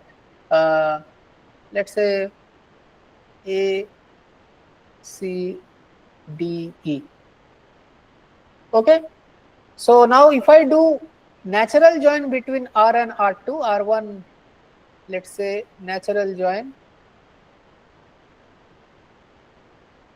R2, this natural join symbol is like this. Okay, natural join R1, R2. Then how will we do this join? By the way, what is this join thing that we are talking about? Join operation means I will decompose this operation into simpler way. So this R1 natural join R2 means first we will do R1 cross R2, right? Normal cross product we will do, and from that cross product we will select only those entries where R1 dot A is equal to R2 dot A. So this is your natural join operation in terms of simpler operation. So in terms of cross product and selection operation, this is what natural join means.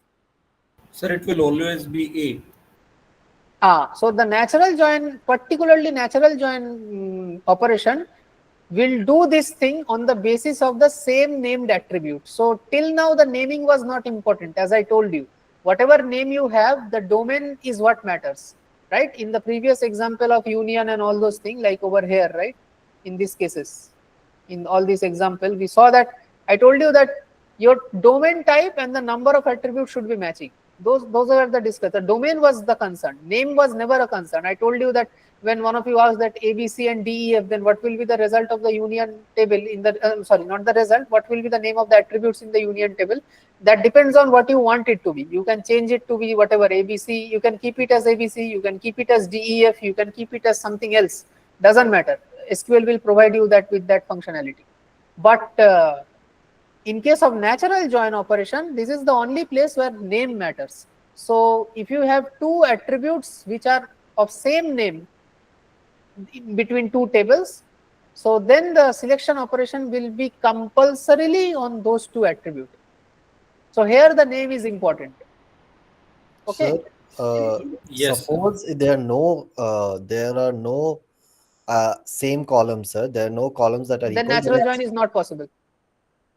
Then it won't just be cross product, sir. I mean, then you cannot say it as natural join. So you can say that, okay, I'm doing R1 cross R2, but you cannot say that this natural join is happening, right? Because this part will not be there. So if this part is not there, so this whole operation is basically these two parts. The first part is this one and the second part is this one. So if both of these things happen, then only say that you can say that natural join is happening. Got it, sir. So first we do cross product, and Correct. then we see, and then we take the elements in cross product where R1 of that A and R2 of A, both of them are equal. That's it. Exactly. Exactly. So if I So have there should be A1, at least one yeah, common attribute between two tables, right? For natural join to happen. exactly. Exactly. What if there are two common attributes? Then Let's you say can AB do is here also, AB is there also. exactly. So in SQL, I mean, in both in SQL as well as in relational algebra, you can do it on whichever attribute you want. So this join operation and all these things will happen as you want it to be. These are tools that you will use to answer questions, right? So since if you want that I want to do natural join on B attribute, so it will do on B attribute. But one important point is now all these doubts will be cleared when you see the SQL code of this. Basically, you will go and implement it. You will see that in the if two tables that you are doing natural join, I mean on the two tables on which you are doing natural join, while writing SQL command, if there are more than one attribute of similar names, right? AB is in R1 and AB is also there in R2, then you have to mention it explicitly on which attribute you want the natural join to happen while writing the SQL command. But if there is only one attribute whose name is same, then you do not have to mention anything. You just write R1 natural join R2 and whatever other than that, whatever SQL is needed, you write. And SQL will understand that I will do it implicitly on the common named attribute. But if there are more than one, then you have to mention it explicitly because SQL will not understand that on which one you want it to be. So you have to mention that explicitly. Okay. Okay, sir, got it. Sir, why only A we are considered? A we have considered means because A's name is common in both the table. That's what natural join means, right? A common in both the table. That's why A is considered. Yeah, natural join means if you have common named attribute between two tables, then this sigma condition will be on that common attribute. This is the definition of natural join. So if table R1 has B and R2 has B common between them, And then A only is still there or A is not there? A is not there.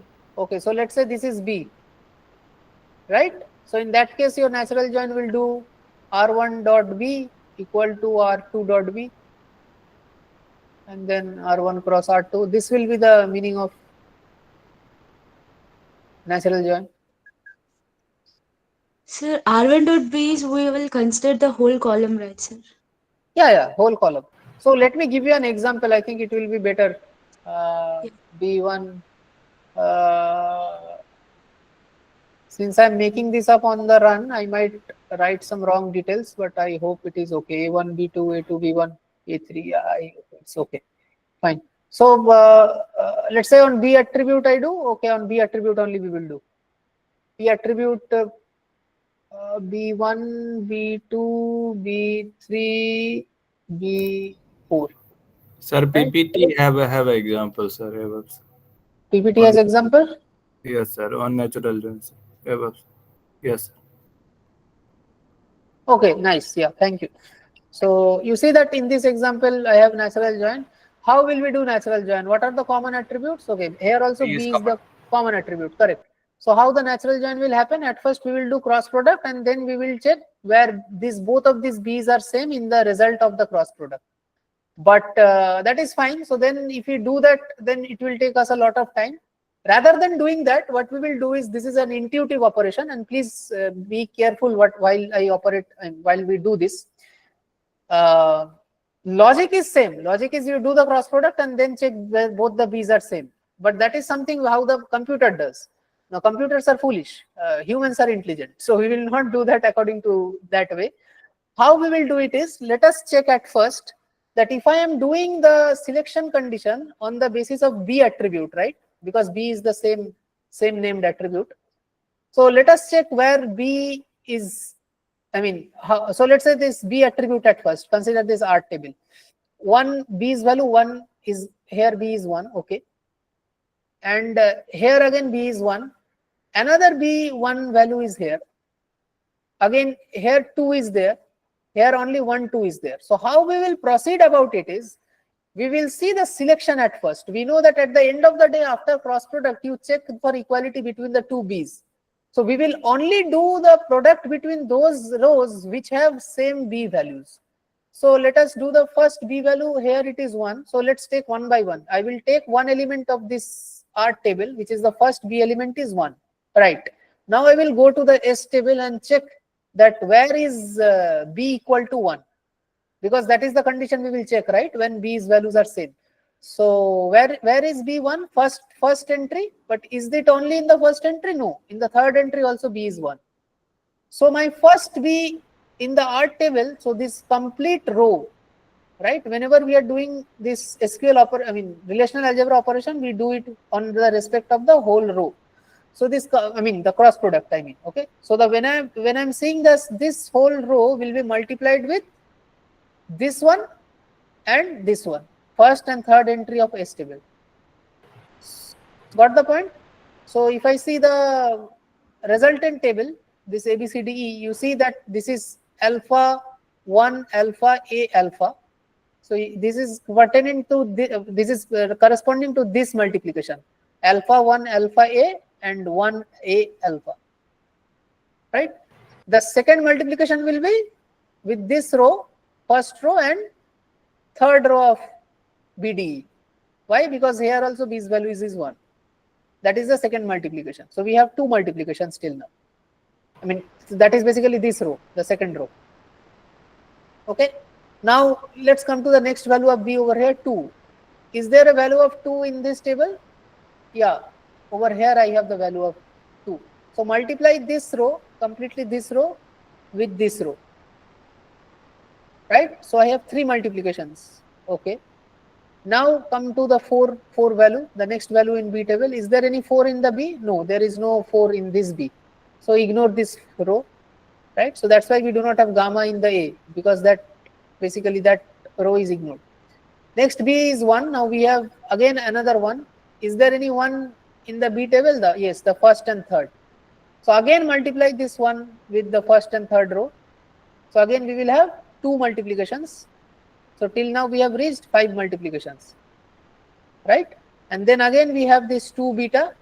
Then again we will multiply with this value, this 2 beta. So wherever the values of B is same, we will do the multiplication, and that's how we will generate the tuples or the rows, right? So that is the intuitive way of doing it. Anyone has doubt? Here in the formula that they wrote, sir, you mentioned that we have to only do. Oh, sorry. There is another D attribute is there. Correct. Yeah, I didn't see that at first. Yeah, so yeah, that will be intersection again. Now this is mentioned in this way. I didn't see that. Sorry. So yeah, so D attribute is also common between these two relations.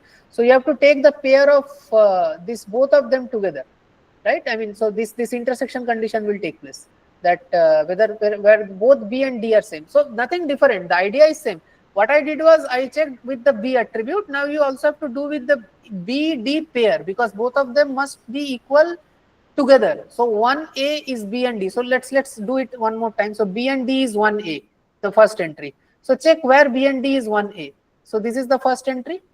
Is there any other entry where B and D together is 1A? Yeah. So third entry is also 1A. So multiply the first entry of the R table with the first and third entry of the S table.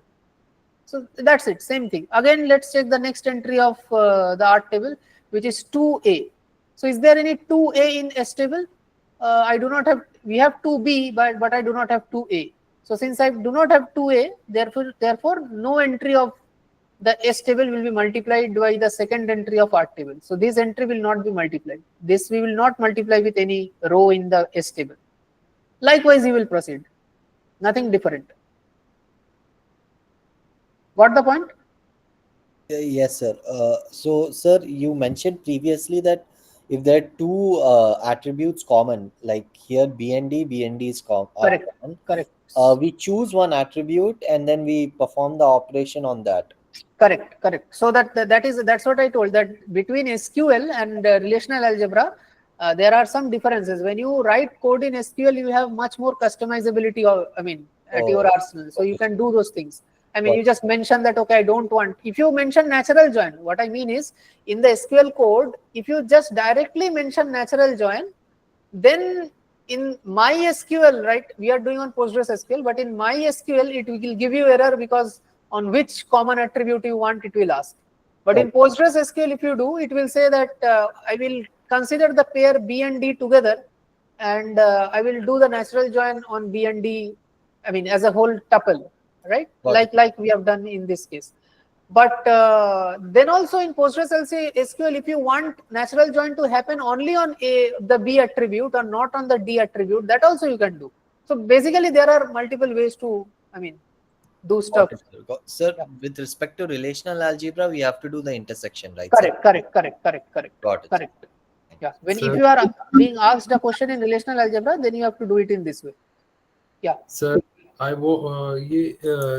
the line that is written for the representation, could you please express some in details, like? This is simple thing. Just break it down. So, wait. A, B, C, D, B, D, E, right? So, two tables, A, B, C, D. Sir, my query was the representation, the downside that is used in DBMS. Yeah. I'm coming to that only. The expression, right, which was written at the bottom. Expression at the bottom. Yeah, this one. So that's what I'm coming. Yeah. So you have BDE and here ABCD. Okay, great. What do we want to do? We want to do natural join. Okay, so R1, R2, natural join. Okay. Now, what is the idea of natural join? In relational algebra, at least, natural join means on all the attributes that are common, we will do, we will see that the Cartesian product of the two concerned relations should have equal values on the common named attribute. This is the whole idea of natural join. So what is natural join? Natural join means the rows where the common named attributes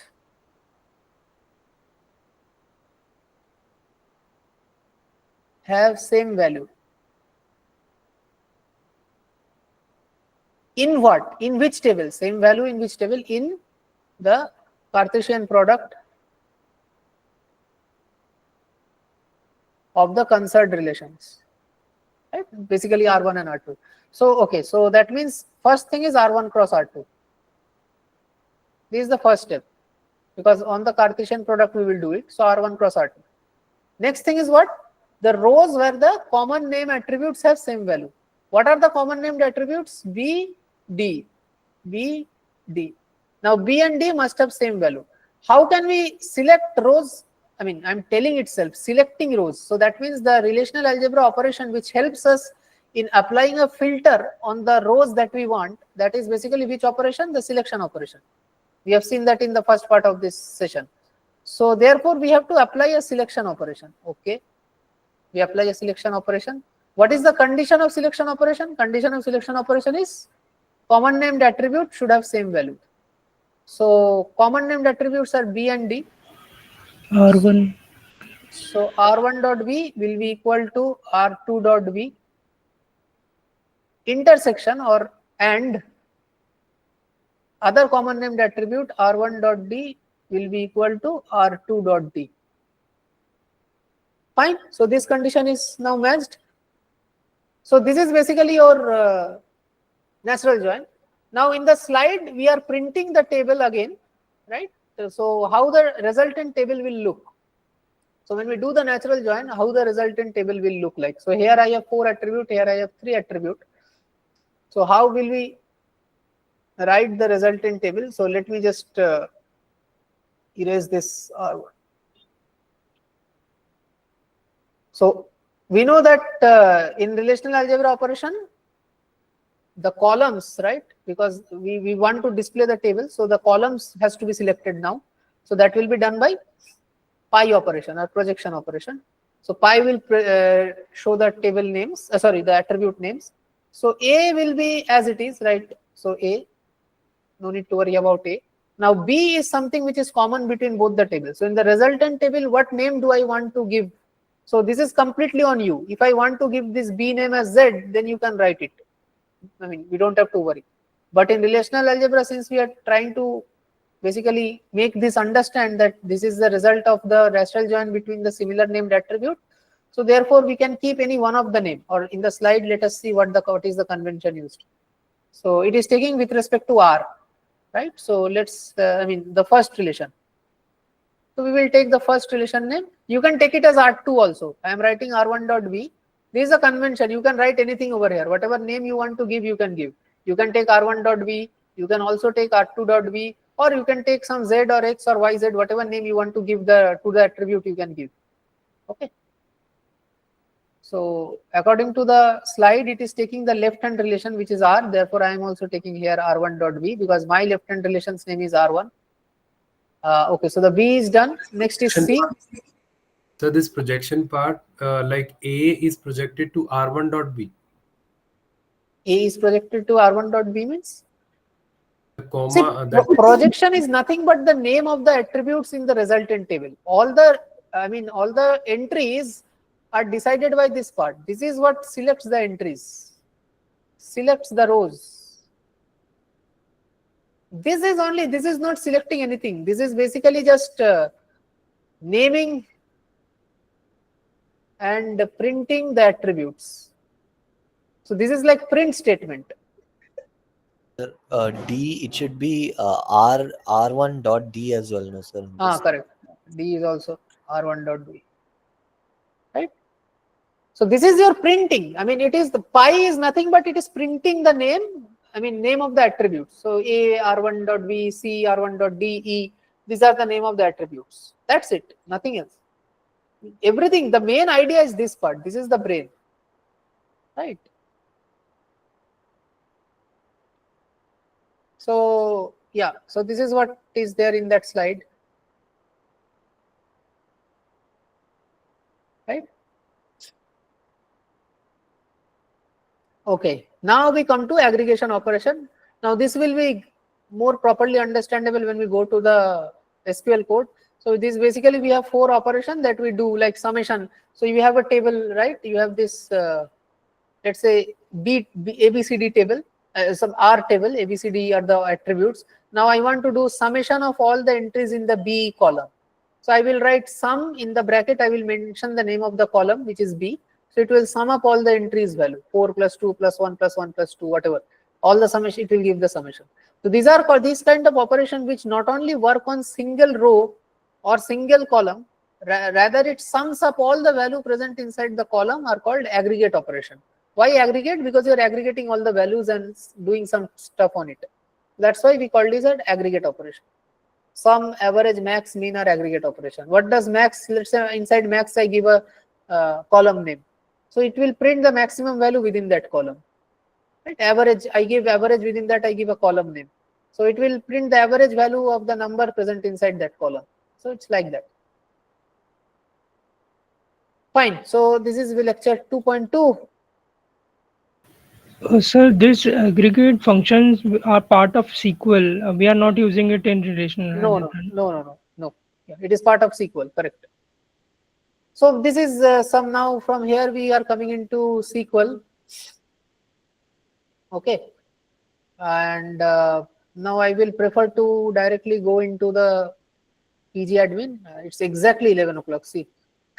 So let me just check, is there anything else which is not related to SQL?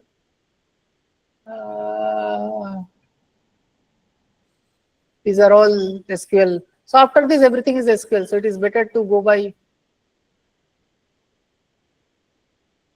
at first do some SQL and then come back if needed. Fine. So it's 11 o'clock. Many of you have to leave, I understand. So you guys can leave who all have to attend the AppDev session. But I would request you to watch the live session on YouTube later, at least the SQL part. Okay, sir. Yeah. Sir, So how long the session will be extended? Like 30 minutes, 1 hour, like how long? I also don't know, because I want to discuss some SQL concept and then I will come to the slides. I think maybe it can go maximum up to 11:45. Yeah, that is fine, sir. Thank you. Yeah. That is fine. Sure. Okay. So Sir, yeah, go ahead. have you uploaded the previous recording as well of week 1? It is there on YouTube. Right? It is there on a playlist called May 2025 term. I think, yeah, something like that. There is a playlist. Yeah, May 2025. You can see that on DBMS channel. Okay.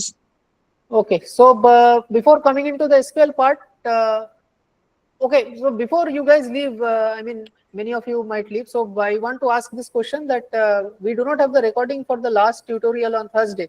As one of you said that I think Manideepa took that. So she conducted some session on DDL commands and some other stuff. So can I get a little bit more specifics on that? What exactly you guys did? Let's say in command respect, what were the commands taught, or what was being taught in that session? Sir, that session's recording is uploaded on the channel. Is it there? Okay, I didn't see that. Yeah, under Sir, it live is under the sessions. live sessions. Yes. Yeah, ma'am does the live streaming now, so it's under the live session recording. Okay, fine. So I will see that. But still, can you guys just give me a brief idea? DDL, what kind of commands were discussed? Because I will skip those things then.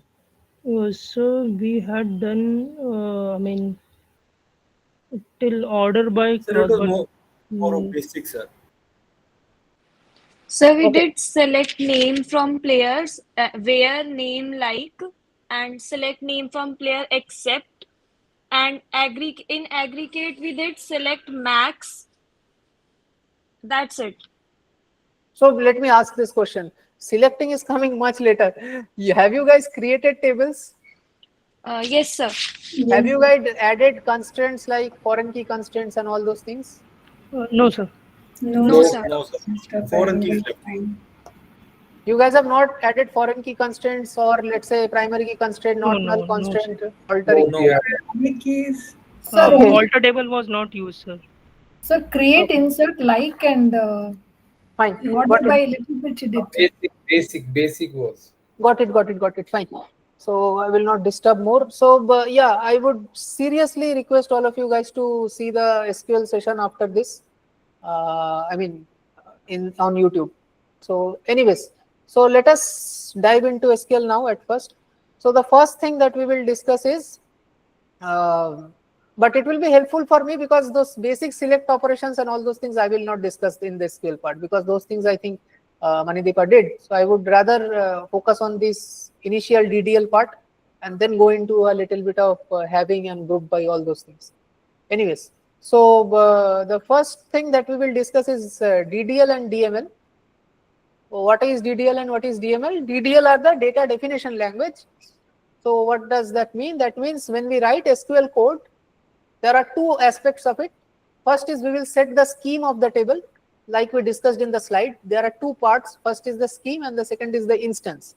Instance means those data that are present in the table. That's what instance means. Scheme means the structure and the constraints and the, let's say the logic behind the structure and the domain and all those things. So basically something which is related to the table behavior, right? Table behavior means the attributes, the domain or the types of the attributes, any constraints on the attributes. So like we discussed in that university database diagram, that you cannot have a value inside let's say department name field which is not there inside the department table's primary key department name field. So that was basically your referential integrity. So this referential integrity constraint, you are putting these constraints, right? Adding constraints, adding type bounds, these things are basically present inside the schema part of the database. And instance part is basically the data that you have inside, the rows of data that you have inside the table. So DDL will deal with the schema definition or the schema, manipulating the schema. So in simple terms, DDL will deal with the table structure and the constraints applied on the table's attributes. Okay, and DML will deal with the data that is present inside the table. So like inserting data, manipulating the data, selecting the data, that is output, you're doing the output of the data. These things are related with DML. So everything related to the data present inside the table, insertion, deletion, manipulation, and output, those are done by DML commands. And the structure of the table and those constraints on the table are being handled by the DDL command. So if I want to create a table, that will be a DDL command. If I want to modify the table attributes, that will be a DDL command. If I want to delete a table, that will be a DDL command. If I want to delete a row of data, that will be a DML command. If I want to insert a row of data, that will be a DML command. This part is clear, I hope. So now we will come into your PG admin. By the way, I hope you guys have a basic understanding of this interface, right? PG admin. No, sir. Please give a walkthrough. Oh, okay, fine. So I think on the page, I mean in the web, your portal, course portal, we have a document prepared for you under the, I think, instructors supplements or something like that tab. You will see that you have some database that we have created, and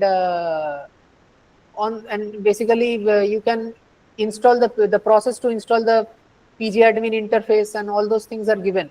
So I would request you. Please, where it is located? It's there on the portal only. Wait. So it's under the resources from instructors. Yeah.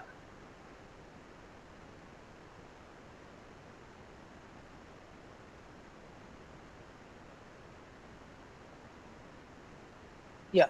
So you see week 2, you come to week 2. Oh, sorry, not week 2. At the end of it, you have PostgreSQL resources unit. So you come over here. So you say resources from instructor. And there you see click here to view the resources. Now once you go inside these resources, you have this dataset folder.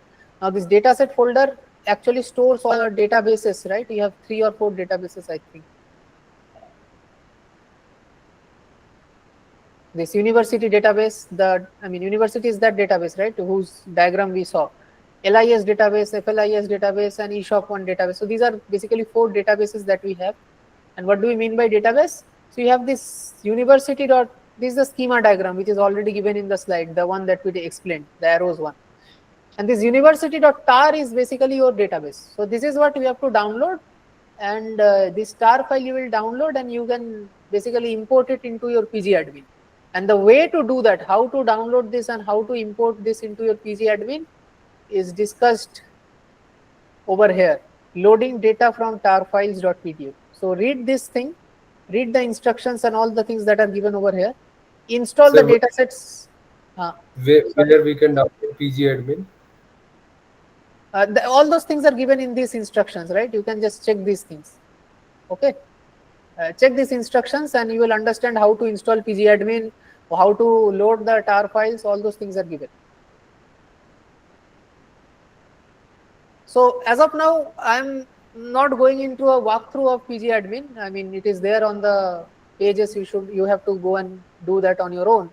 But now we will do basically the query part. As of now, understand that I have this university database loaded. So if you go through the materials, you will also be able to reach to this point just by following blindly following what is written over there, and basically following step by step what you have to do. So after that, you will reach something. Your database will look something like this. Your PG admin will look something like this, where you have this university database over here, which is basically that diagram which we discussed. Okay. Now in PG admin, what we can do is, let's click on this database. I will expand this, and you have multiple things over here. These are advanced features. We will talk about them later as we move through the course. But here you see that this is schema. right? We have this schema. So every database, as I said, schema deals with the table and the constraints and the structure of the data, and not the data itself. It deals with the structure of the database, right? I mean table, and that's why again structure of the table, and again, so basically that means structure of the database. So I click on the schemas. So then I will have all these fields which are related to the schema definition. Now we don't know all these parameters as of now. We will learn them later. But this thing we know, we have tables. So we have these 11 tables: advisor, classroom, course, department. All these tables are there, and each of these tables have insert data inside them. So we will basically write our SQL code on these tables, at least the select codes on these tables. Okay. But before going to the select code on this table, as we saw that we have a tar file, and we loaded that tar file into this university database in pgadmin, and that's how we now have the database, and on this we will perform our selection operations. But before going to the selection operation, let us at first try to create some tables and try to write some DDL commands before moving into the DML part. But I will discuss the DML part on this university database, right? So So there is a list tar file, so, but the university tar file, I don't know whether it's there. it's there. I just saw. I mean, we just saw that, right? There is a university. Yeah, it's there. So okay, so now this is where we are trying to create new tables and some. Basically, we are trying to do some DDL operations. Fine. So let's create table. At least you guys have done basic create table. So here I will create one table. And by the way, SQL is case insensitive, so you don't have to consider capital writing, and small, capital, small doesn't matter. But what's important is capital, small will matter in the field names sometimes. Okay, so if you have an attribute name written in first letter as capital, then again you have to refer it later in part of the SQL code. Again you have to refer it with capital name only in most of the compilers. So, but other than that, the code part of SQL, the command part of SQL is case insensitive. If you are worried that in many places you will see that SQL is written in completely capital, that is done because since it's quite like basic English language, so the attribute names or the parameters name that you will use, the variable names that you will use, they do not get confused with the commands. That's why you write the commands in capital and you write the attribute names and all other fields in small letters, right? That is a convention, but I will write in small here only for the sake of quickness. Okay, so create table.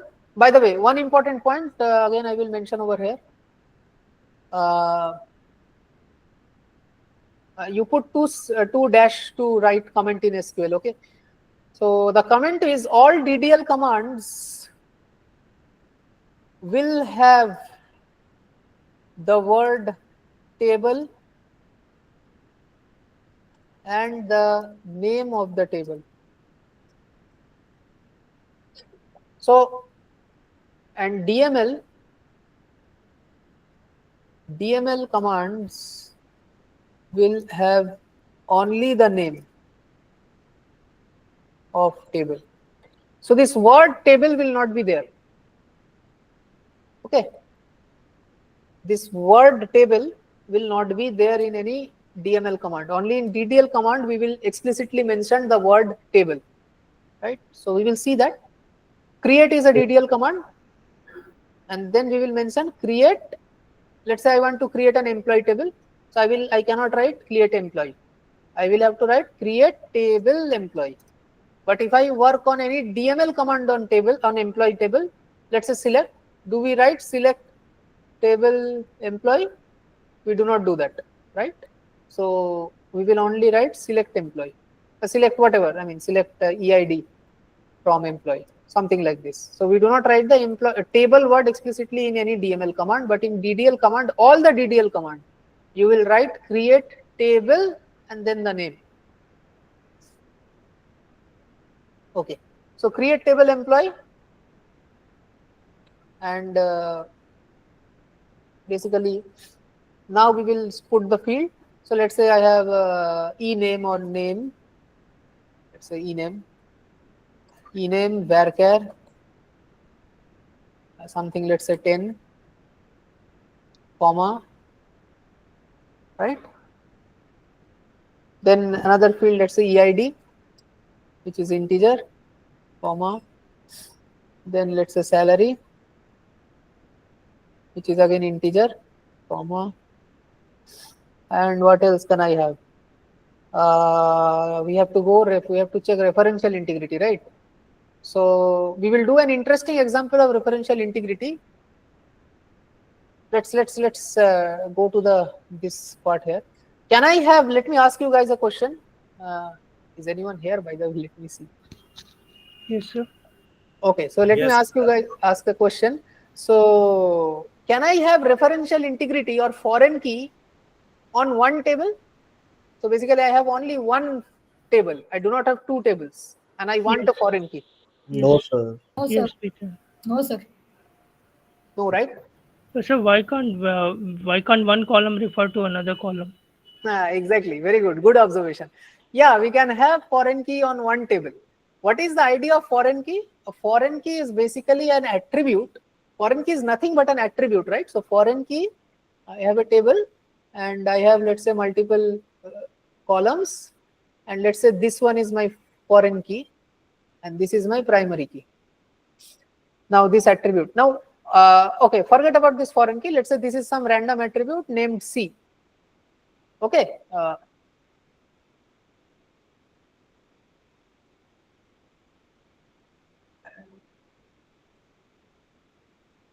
Let's say this is some random attribute named C. This is some attribute named A.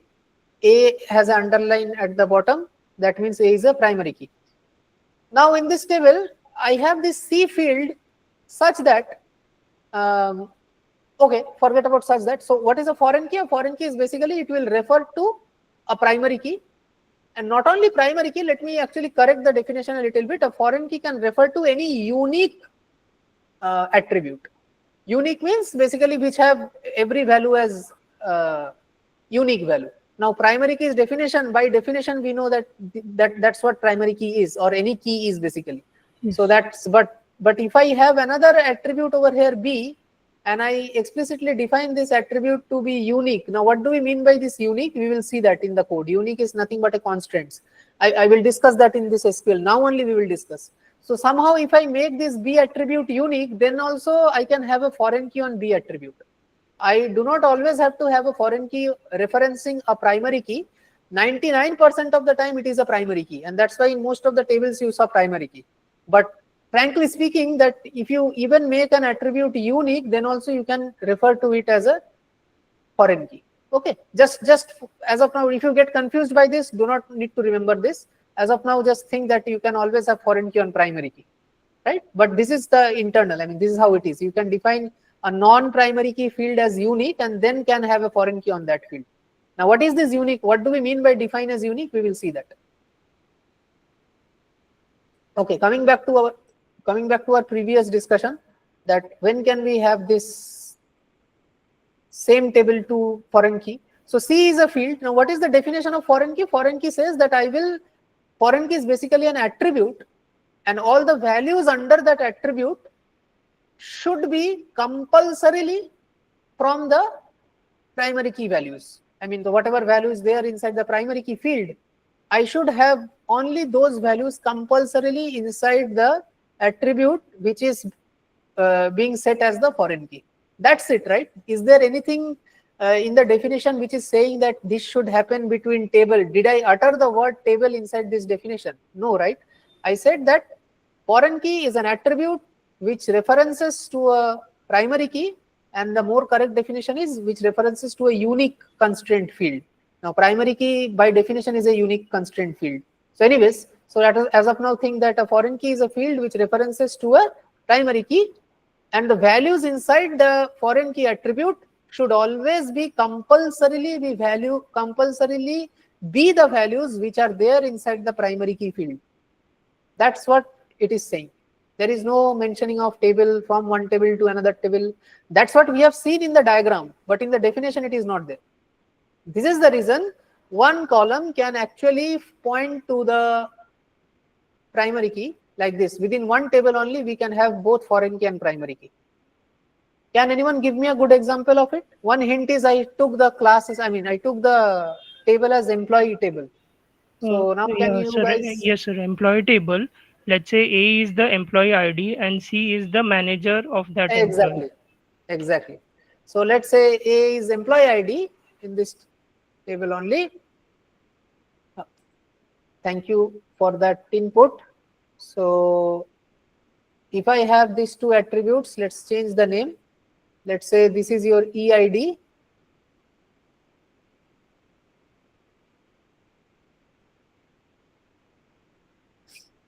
Let's say this is your employee ID and this is your manager ID, MID. So obviously a manager will be one of the employee. That is one thing. Why this is happening? Why I am storing this like in this format? Who is manager? A manager is also an employee of the same office, right? It's not that you are taking manager from outside and putting them on charge of the employees that you have. It's not like that. One of the employee is basically a manager to the other set of employees. That's how it is done, right? So if that is the case, I can have the manager ID in this field only. I will put since the manager is always an employee of the same office only, therefore, what does this mean? This is what referential integrity talks about, that I will always have a field values which is compulsorily present inside the other field value, which is a primary key. So I am talking about a manager who is always an employee of the office, compulsorily. So that means the manager ID should compulsorily be an employee ID of the same office. Correct? So that's why we are having a referential integrity or a foreign key over here. So your manager ID is a foreign key and your employee ID is a primary key. How many of you still did not understand it? Or basically the rows will show. So let's say corresponding to the rows, let's say your employee ID E01 has no manager, so null, and E02 has E01 as the manager. And let's say E03 employee ID, let's say he also has E01 as manager. E04 has E02 as manager, something like this. Right? So for E04, his manager is E02. E03, his manager is E01. E02 again, manager is E01, and E01 is the topmost, let's say, upper level management staff, and he has no one else above him, so it's null. How many of you have doubt in this description? No doubt? Okay. Understood, sir. Come back to the table. How to implement it? So I have salary, and now I have manager ID, MID, MID. MID is kind of mid. Okay, so let us write manager ID only. Manager ID. This is also integer because EID is integer, so I have to keep the domain same. Okay. So manager ID is done. Now that's it, right? Let's not complicate it further. So after this, we will close the table. Now, okay, we have created a table, but now we can always put null values in this. In the rows of this table, right? I can put an entry into the table and I can have null values over there, but I don't want the null values to be there. I want that some value should be entered in the name field. Yeah. Sir, ma'am said semicolon is not needed in PostgreSQL last time. No. That's not a correct statement to say. Semicolon is not needed in PG admin interface. Semicolon Yes, is sir. not To needed. execute it is not required. She explicitly said this. Yeah. So just to execute it is not required, but in SQL we write that. Correct. So if you guys practice it with SQL, with semicolon only, because anywhere else if you write SQL code, even on your portal, you have to put the semicolon. Okay. So on PG admin, it is not required because it works in a different manner. So anyways, so practice it with semicolon only. Fine. So we have basically drawn the skeletal structure of the table. Now we have to add the masala, the spice, which will basically add the constraints into it. So we have not added foreign key, we have not added primary key, and we will also discuss some other constraints as well. So the first thing is primary key. That is our primary concern. So we have to add a key field. Which is the key field? Employee ID is the key field. So let us add a primary key part. So how can we add the primary key? There are two ways to mention a constraint. Now we will discuss constraints. Okay. Constraints means, I mean, in each of these field, we will add some restrictions or some conditions. So since EID is a primary key, I can write primary key over here. So this is one way to say that it is a primary key. Or the other way is,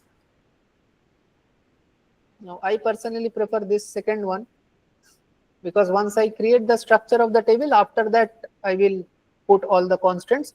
I will write over here primary key, and here inside bracket I will mention which field I want it to be primary key.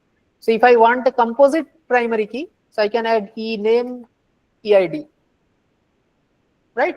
Otherwise I will have to write primary key. If let's say in one table I have 4 or 5 attributes compositely creating one primary key, then I have to write primary key in place of all the attribute names side by side. No need to go into so much trouble. Just write like this: primary key, EID, ename, and here you put comma, and whatever field you have to add, you can add. I mean, if it is a composite key. But here it is not a composite. I am only taking EID as the primary field. So let's keep it like this. So this primary key done. Next thing is, let's add the foreign key part. Okay. This is very important. Observe this.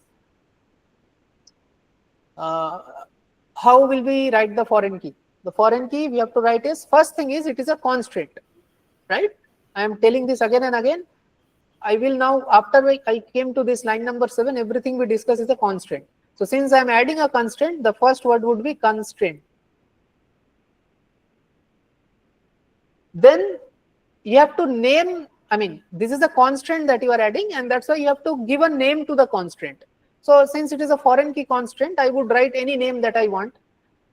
Let's say foreign key, let's say FK only. So foreign key constraint. Okay, any name, any string you can write. So this is the name of the constraint, FK.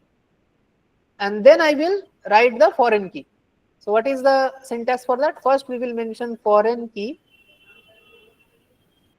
Okay, and then inside foreign key we will pass the foreign key field. What is the foreign key field in this table? Manager ID. Manager. Then we will say references. So this foreign key field references to EID. Which field? EID. EID. But okay, so now in this table we have EID, I mean inside the same table only. But let us say in case of other table, that field will be not within this table, right? So in order to reference to that field, the general syntax is, first we will write table name. Inside that we will name the attribute name. So this is the syntax. So in this case, the table name is itself employee again, and the attribute name is EID. Right? Reference, after reference, what we have just. Employee reference means I didn't get it. Employee means the table name. You write table name, in the bracket you give the primary key field. You didn't get it? Simple thing. Basically what we have understood of foreign key discussion, that's what is happening. Manager ID is the foreign key field. It is referencing to the primary key EID. This primary key EID is the primary key, and manager ID is referencing to EID. So that's why we are writing this foreign key in bracket. What is the foreign key field? Manager ID is the foreign key field. Okay, so manager ID in the bracket. References, that is manager ID references to the EID field of the employee table. If let's say I would have been required to add it to another table's primary key, which is basically most of the times that happens, we would mention that new table name over here and the attribute name, the primary key field over here. Okay. Sir, why is the need of constant FK there? This is the syntax. You are adding a constant, this is SQL. Here, once you come into a language, you have to follow some syntax, right? There is no why for that. The idea is this is a constant. Foreign key is a constant. Primary key is a constant. So these are constants. So when you are adding a constant, you will write it like this. So I will give you an example. There are some other constants as well. Then also we will write constant. So constant, some other name you give, and now here we wrote foreign key, right? Here we wrote foreign key constant, but there are some other types of constants as well.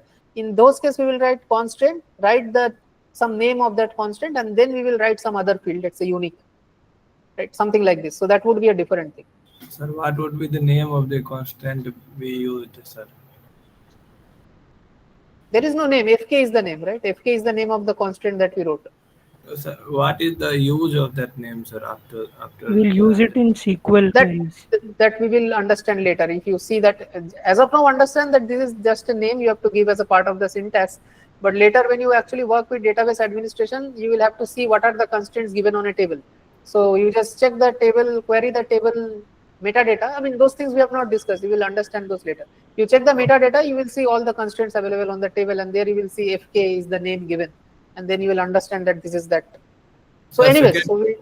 Sir, I have one more question, sir. If I have just made a table or created a table, sir, without any primary key or constant, after that, sir, we could have primary key inside that table or constant inside that table. We will check exactly. We will discuss that. We will discuss that also.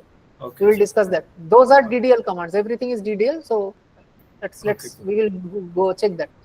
Anyway, so this is foreign key is added. Now one thing I want to discuss along with foreign key. This is a new concept. Actually, in the slide it is mentioned in a brief manner. So what happens now? This MID is the manager ID and EID is the employee ID. Now let's say I told you that E01 is the manager of E02 and E03. Now what happens if E01 resigns? E01 moves out. What changes will I have to make in the table? Tell me. Null. Logically. E01 will be deleted. E01 is not there. Right? E0 entry is deleted. It is not here. Now what are the other changes that I need to make? We'll have to make the column which is pointing to E01 also null. So these two entries we have to make null. Right? These two entries we have to make null. So that's why we will add something over here that basically helps us with this. This is we will write if the foreign key, I mean if the referenced field that is the employee ID, right? This EID field.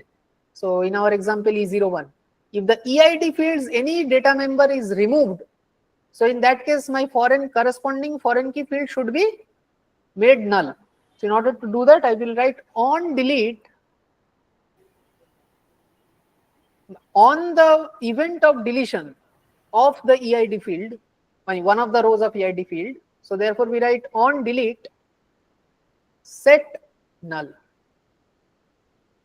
or we can also write on delete cascade. Sir? So either you write set null or you write on delete cascade. On delete cascade also is another thing. Now what is this on delete cascade? So all the fields where E01 was referencing to, so basically let's come back to this diagram. So if you see that E02 and E03 had their managers as E01, right? So if I write on delete cascade, that means the delete will be cascaded down to all the fields where E01 was manager or E01 was present. So since E02 had E01 and E03 had E01 as manager, both E02 and E03 will also be deleted. So the delete is being cascaded down. Now so you see then that last one will also be deleted. Exactly. Again, last one will also be deleted. So the whole table will be deleted. So now, but some kind of situation you need this functionality, that if there is one trouble, there is something happening, some data is being changed, then the whole dependency should be wiped away.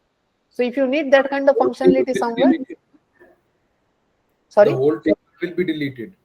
In this case, the whole table will be deleted. Correct. If any of the entry deleted of above, like, so the whole table get deleted. No, not the whole table. It's not like the whole table will get deleted. In this example, the table will be deleted. So let us take here, we have another entry E05. Okay, and its manager is E06. Now what happens if we do on delete cascade? Nothing will happen, right? Let's say E06 is also there, E06 is null. What will happen? I mean, okay, you deleted E01, we did on delete cascade, so the delete will be cascaded down, E02 will be deleted, E03 will be deleted, and then again E02 is the manager of E04, so E04 will also be deleted, but then E06 has nothing to do with all of this, right? And E05 is therefore not deleted. E06 here it is null, so do not worry about it. E06 will also not be deleted, so the table will remain with 2 entries. But in this example, in the previous example where E05 and 6 were not there, in that case the whole table will be deleted if we do on delete cascade.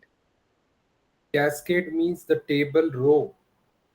Cascade means, cascading is an English word which means you are continuing, carry forwarding the task which was done. So in this case you are deleting, I mean you are cascading the delete. That means you are carry forwarding the delete. So once one delete has happened, the EID value which is present at all the positions where that particular EID value which is being deleted is present, all those rows will also be deleted subsequently. So you are carry forwarding the delete operation. That's what we call cascade. Cascade literally means to carry forward. On events, how many there are? On events, I mean, now we will discuss with delete only. Generally, in case of foreign key, it is done with delete only. And there is also a change event, but that also is not, I think in Postgres, it doesn't allow that change. Let me just check. No, it doesn't allow. So yeah. So basically, we will now discuss with delete only. Okay. So on delete cascade is there, but I don't want to do on delete cascade in this example. We want to set null, just simply set null. Because for manager, we do not need to delete the whole employee, right? Okay. So let's say I will give you a little bit example. We have these dependents, like there is an employee, and in the company health scheme, there is a table which is storing the data of the company's employee and their dependent member, like their parents, like their wife, or I mean whatever, sisters, who are the dependent members on them.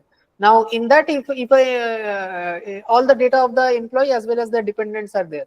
Now let's say if I remove the employee from the table, if the employee resigns, do I need the dependents anywhere else in the table? No, right? Because that, I mean, once the employee leaves the company, their dependents are not concerned to the company at all. So therefore, in those kind of tables, we will use on delete cascade. Got the point? That we will basically delete everyone who is related to that employee, and we will carry forward the delete.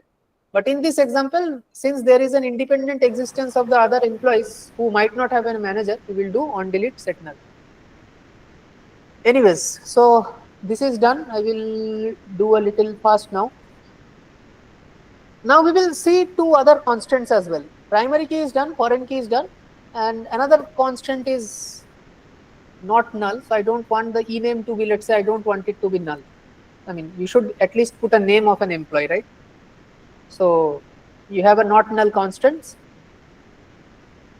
and so this means not null means whenever we are inserting value, we cannot just skip the ename field. You have to. This is like the star marked, I mean, form fill up that you do on web online form fill up, right? You have a star mark which the fields which you have to insert. So this is something like that. Now there is another constant where we can basically set criteria on the data attribute on the basis of its value, that I cannot allow insertion of any data which does not follow this condition. Let's take an example, and that constant is what we call checking constraint, that we will do a check. So CHECK, check. So I want that no employee in this company or in this table will have salary less than 30,000. Okay, so my company has no one who has salary lesser than 30,000. So I have to implement that constant that by any clerical mistake, it should never happen that some person while inserting data put a wrong data inside the system. So I want to select, I want to put a check on the salary field while inserting data. If I put a value lesser than 30,000, then it will not allow the insert operation to proceed. It will say there is some error with the insert operation because your salary field is given less than 30,000, and according to our business logic, you cannot have a salary which is lesser than 30,000. So this is how you can put attribute check. Check on the attributes by using the check constraint. So how will we write it? We will put check and then we will take a parenthesis and then we will simply write salary greater than 30,000. That's it. Fine. So this will actually check for that. So I think these are all the basic constraints that you might need to know. There are some other things as well, but option. Sorry? There is option also, no? Yeah, so options is also there, but there are other things as well. Default is also there. So let's say I want it as not null, or let's say I want this field, the salary int field, right? I want this. There should be a default value of this default. Let's say 40,000. So this is another constant that we are adding, right? So if I do not enter any value into the salary field while inserting data, so it will by default store 40,000. And on top of that, if I enter any value, then it should be at least be 30,000. So there are other fields as well. So I will not discuss all of them one by one, but yeah. So this is, I think, is okay. I mean, you guys can check it. I mean, you have to do some. I mean, there are multiple things. You just feel free to roam through these usages, multiple constraints, and all of this to implement your functionality. So this is one thing, and constraint I have added. What else is required now?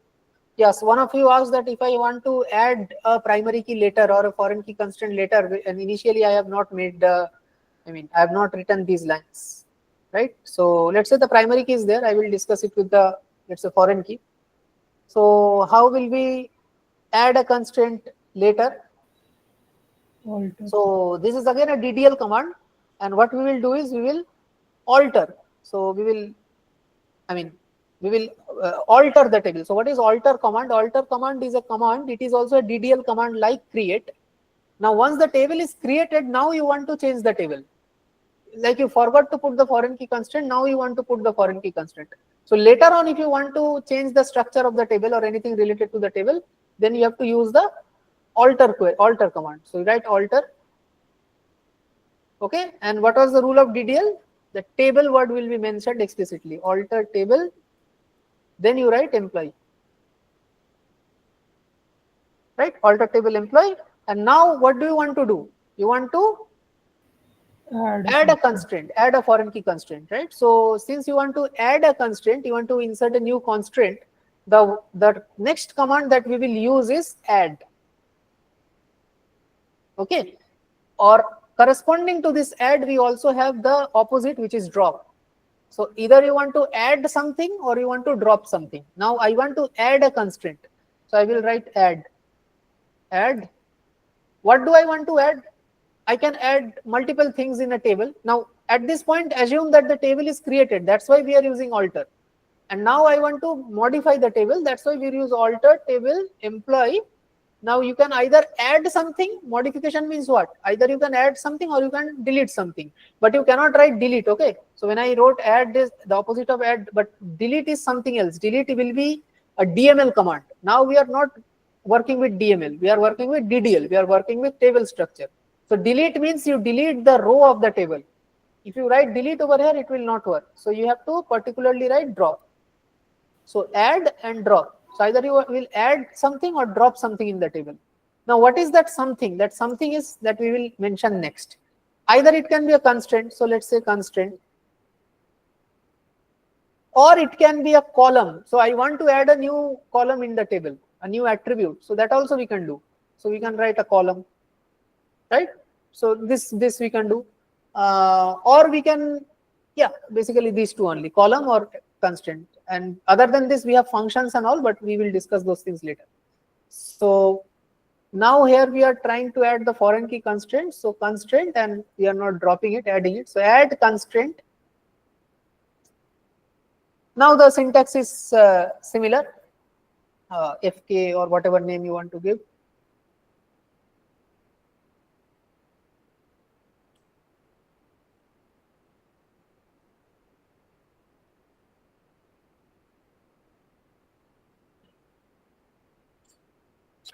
Okay, so this is how you add a constraint in the table later. But now since I have added it already, so I will comment it out. Yeah, anyone was asking something? So if we execute this alter command again, it will silently fail or it will give error? I mean, if you have the foreign key already in the Yes. create and then you do it again, yeah, so I don't know, maybe it will give an error because it is already there. I Okay. mean, you can check that out. So, okay, so this is how you mention anything. Now, you can also have primary key, by the way. Okay, so let's say you have not defined the primary key. Tell me what will be the changes that we need to make in this line if I want to add the primary Add key constraint. constraint primary or add primary key directly. Yeah, you can do either. You can write a name also. You can write, let's say, PK or something, whatever name you want to give. You can write that, or you can directly skip also. Add, but try to give a name, PK, and then you write primary key, and then you EID only, right? So here, in case of manager ID, write EID. That's it.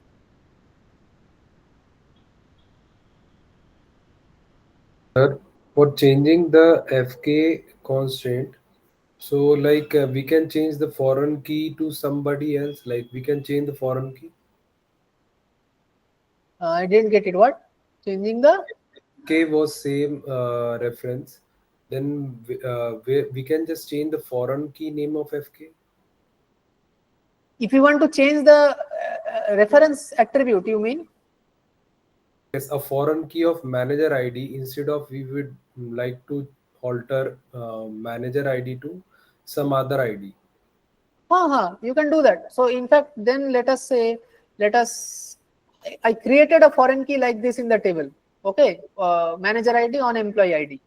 Manager ID is the foreign key and it is referencing employee ID. Now later I decided that, okay, I have done some mistake. Let us change it. So I will alter the table employee add constraint foreign key. I will write it like this foreign key and then I will change the attribute, whatever attribute I want to be the new foreign key, right? So I will add that attribute name, new foreign key, but we have to keep that attribute in the proper table. And references, whatever new attribute name I want to give in the here. Same thing, nothing. So it will change. It will change the definition which is given inside the create table command. That is, this is the reason we are using alter. Either we can add the constraints later or we can modify the constraints also. Fine. Okay, so this altering is done.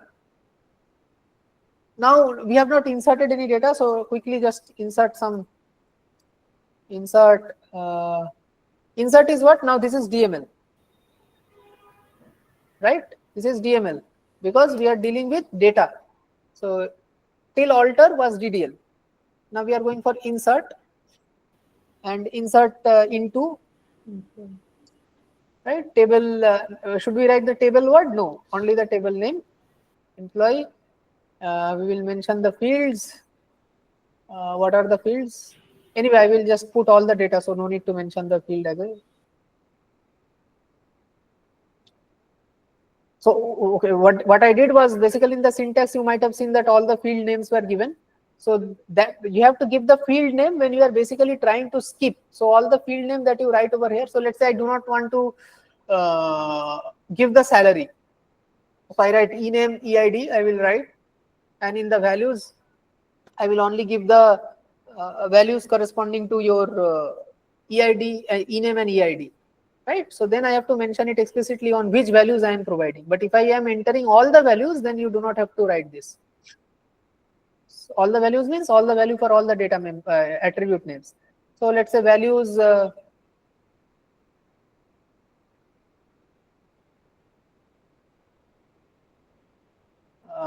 Let's say whatever, some Richard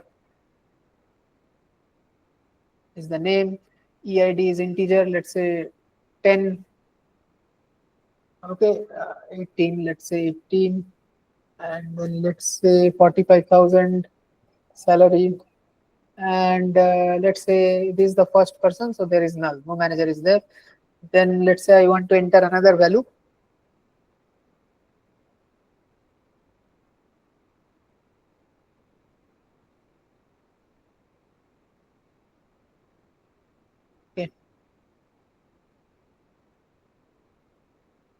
And let's say Monica's manager is this Richard person, which is 18. It's something like this. And these two fields are enough as of now. Okay, yeah, fine. So this is how you do insertion into a table, right? So if I execute this query,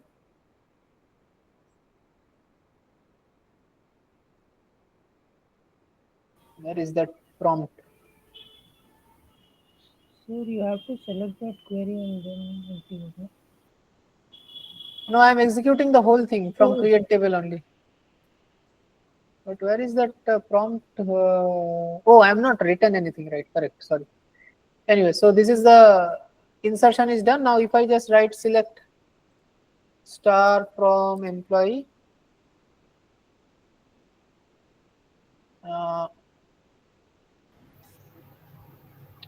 by the way, since I will be executing the whole code together, so every time I click on this button, every time create will be executed again and again and again, right? So that's something that I do not want. So therefore, I will write here drop table employee.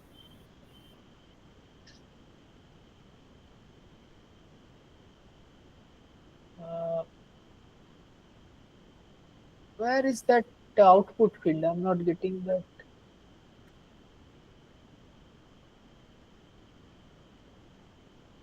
Run, sir. I have done the run. Without selecting also it used to work.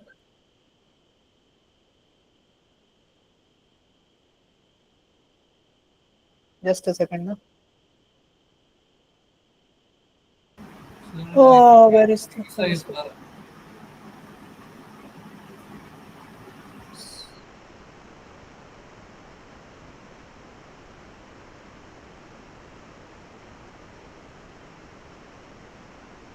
yeah, so even if I execute it completely, yeah, then also now it is working.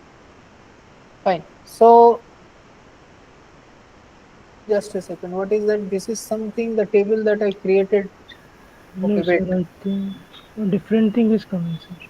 This is a table that I created while thinking what I will do in the session, but drop table employee, create table employee, these are fine. The drop not working somehow. Uh,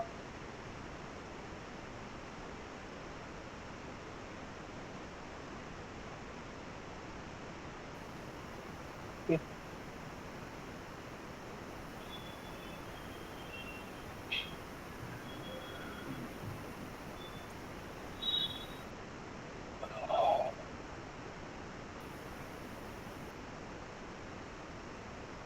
This whole thing used to, okay, what is this execute query alt F5? This is execute script, right? So the execute script should execute all the things together.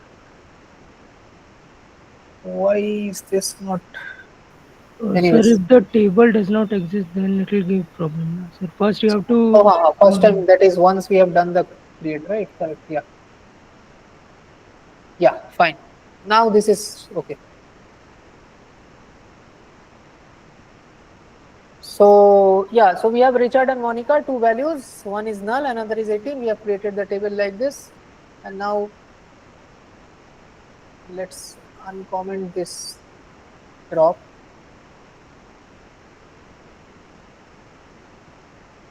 Now let's say update. We want to do some changes in the DML part. I mean, since now we are discussing DML, so we want to update the values. Was update discussed in the last session? Sir, what is the need for drop table? Drop table, we are basically dropping the table, but the reason for that is because I am basically executing this whole thing as one script again and again. So multiple times create will be executed. Now already if the create employee table is there, then again next time when I click on the run button, again create will be executed, right?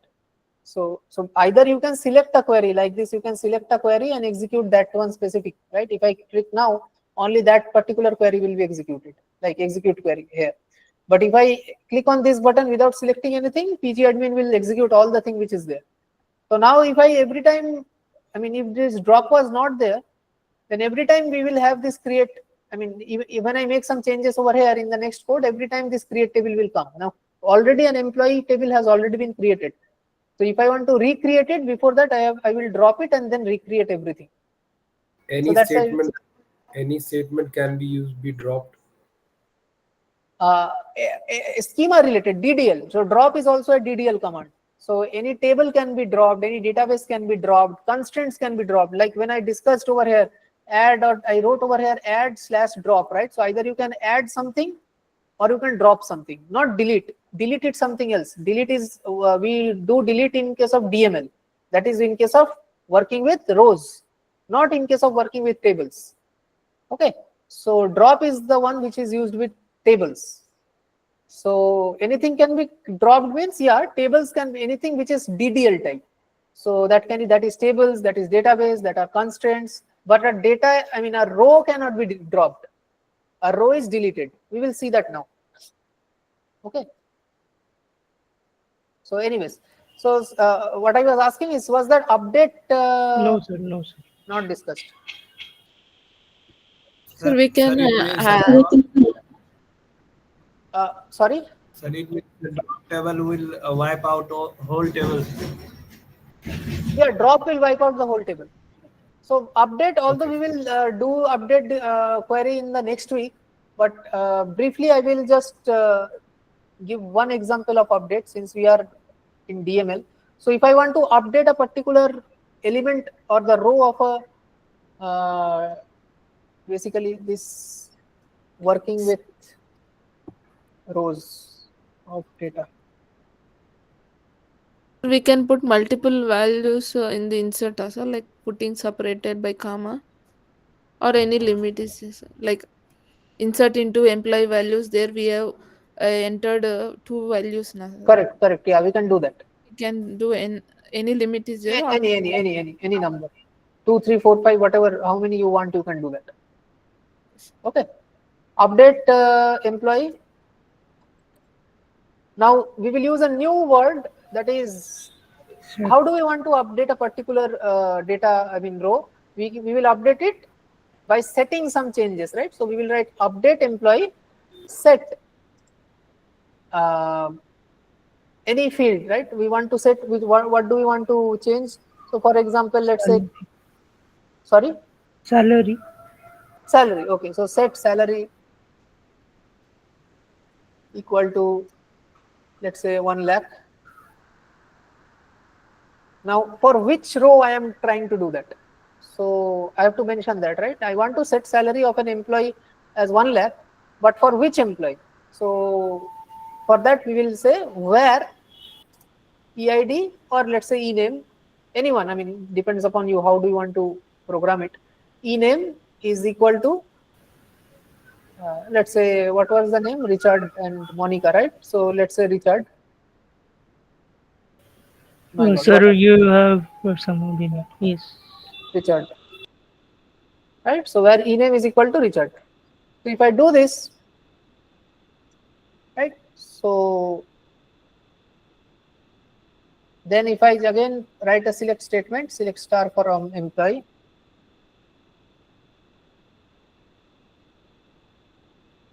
Now if you see the result, Richard's salary is set to 1 lakh.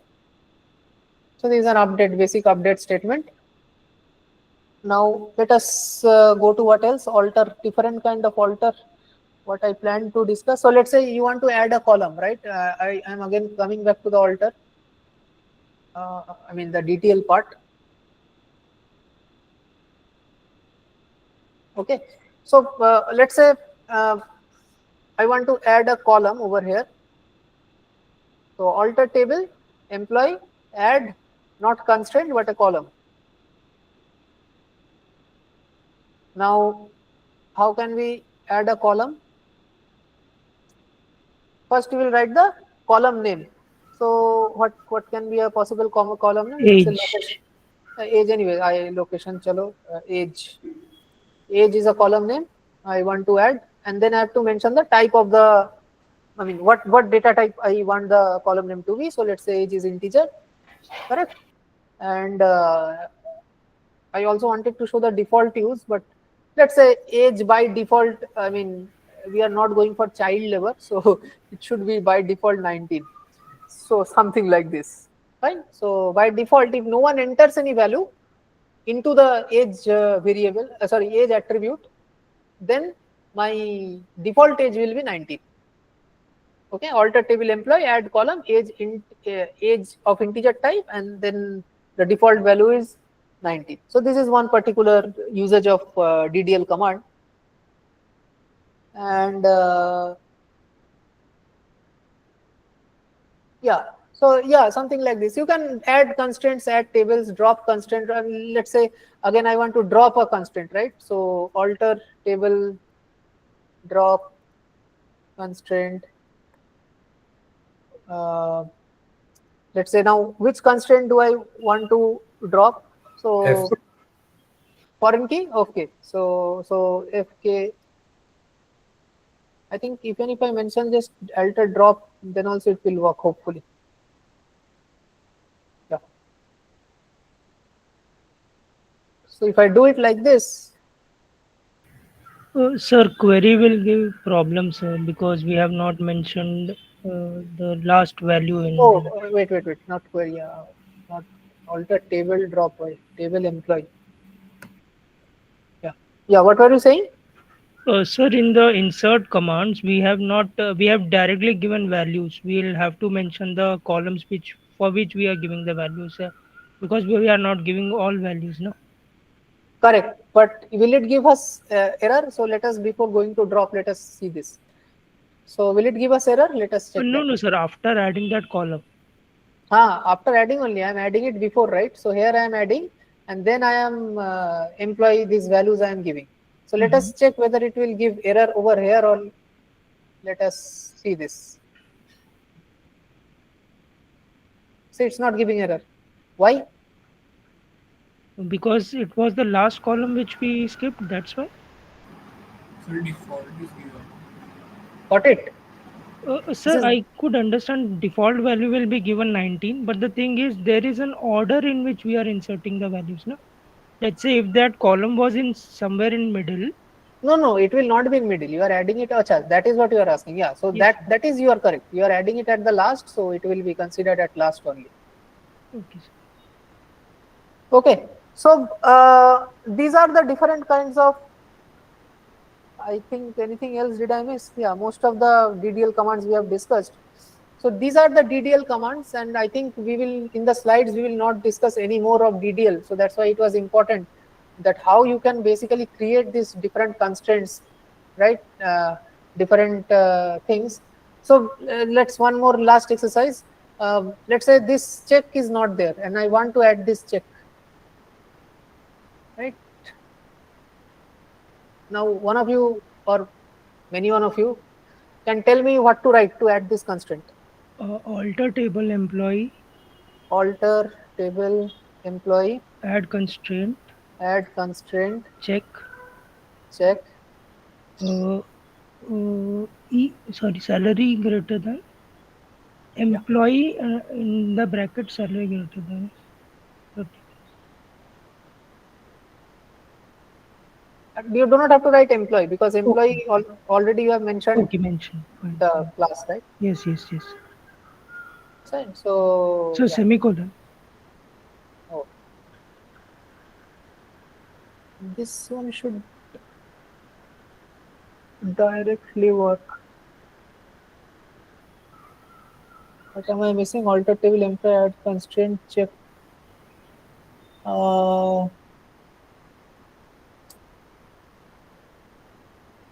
Yeah, I forgot to give the name. My mistake. So that's how you can do. So I think any kind of table modification, constraint adding, dropping, all those things, you know. Sir, when and all we need to give the names are FK, PK, CK. Like any constraint, like conditions we are putting, like when that case. When that case means? A name of the constraint. When we have to give the name of constraint. When we are in all the places wherever you are adding or dropping constraint, while dropping constraint you only have to drop by the name. So let's try it. So let's say this is the only constraint, the CK one that I wrote. So let's say I want to drop it. So alter table employee. Drop So CK. yeah, employee drop constraint CK. Right. So if this is what that I want to do, let's say I only execute this line.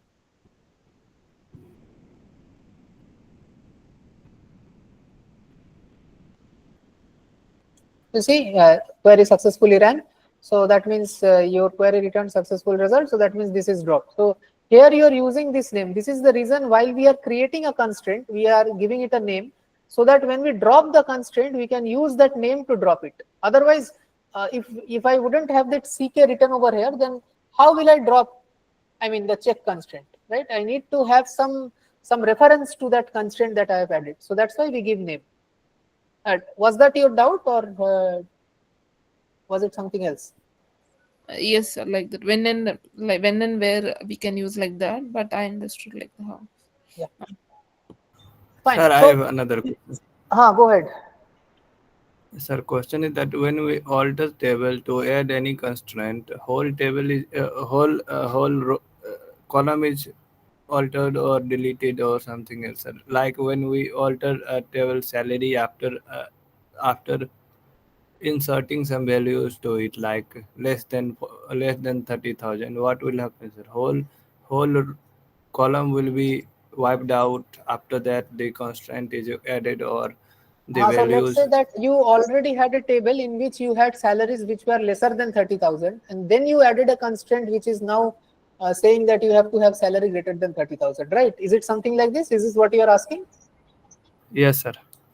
So in that case, since the constant is added later, so whatever insertion you will do after this will be done according to the added constraint.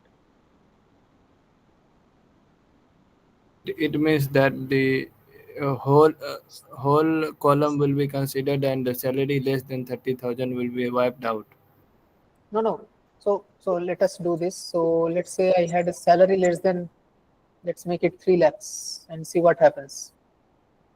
Okay. Sir, is it Insertion. so that the salary which are already existing and less than the given constraint, they will remain, and after that we can't add anything like greater than 30,000, right?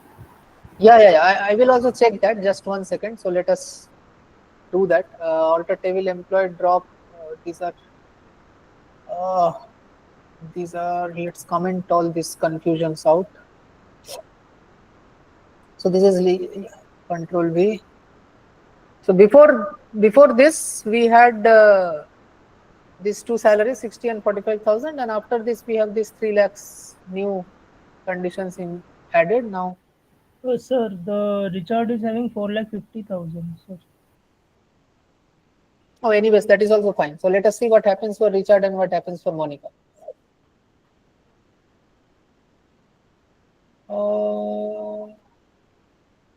What is the check constants? Okay, so it is not allowing. Yeah. So you say that when I'm adding the check constant, it is not allowing. So that means that you have to First drop the value, those records. It will not allow you to, it will not allow you to put the constant itself. Yeah. Right? It will not allow you to add, this line is getting the error. So basically that means it will not allow you to add the constant if such values are there in the table. Sir, if But we in will reality, delete this. a little bit, I will come to you just 1 second. In reality, when you work on, let's say on a web app, when you are working databases, I mean, most of the time you will basically interface the databases with web app. So in web apps, what they do is they click a snapshot or a concept called view that we will learn later in this course. So view of the table, and that is basically a version of the table, right? Current version of the table. So when you are adding a constant on the version, so then it is not related to the previous values which are already stored, and that is kept in a separate table, which is not table, separate view. So in that case, it works in a different manner. So that's why we are accustomed to say this, that it will only take effect after the constraint is added. But anyways, as of for now, your understanding, this is how it works. If you write the constraint like this, it will not allow you unless and until all the values in the row, in the column are pertinent to that constraint or not. Yeah, nice. Yeah, someone was asking something. Go ahead. Sir, if we will erase the data of Monica over Then here, sir. hopefully it will work. Then hopefully it will not even erase. Let's make it 6 lakh. Yeah, so then everything works. Okay, sir. Thank you. Sir. Why was that not running? What not running means? Because Monica's salary was less than 3 lakhs, right? And that's why this, when we are making this constraint, it was not allowing this constraints to be, I mean, it was not allowing us to apply this constraint.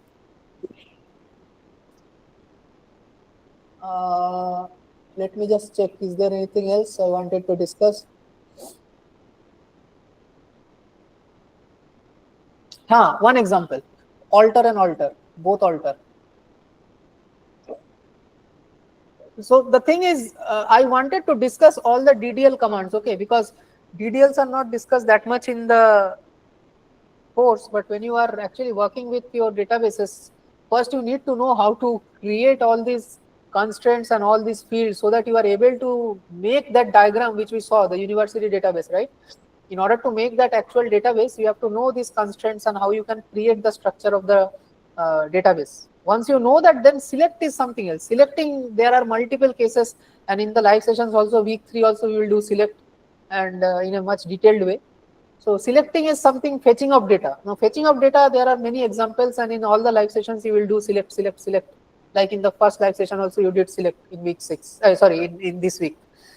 So yeah, so we will do that later also, but this DDL is something which is not discussed, and that's why I wanted to discuss it in detail.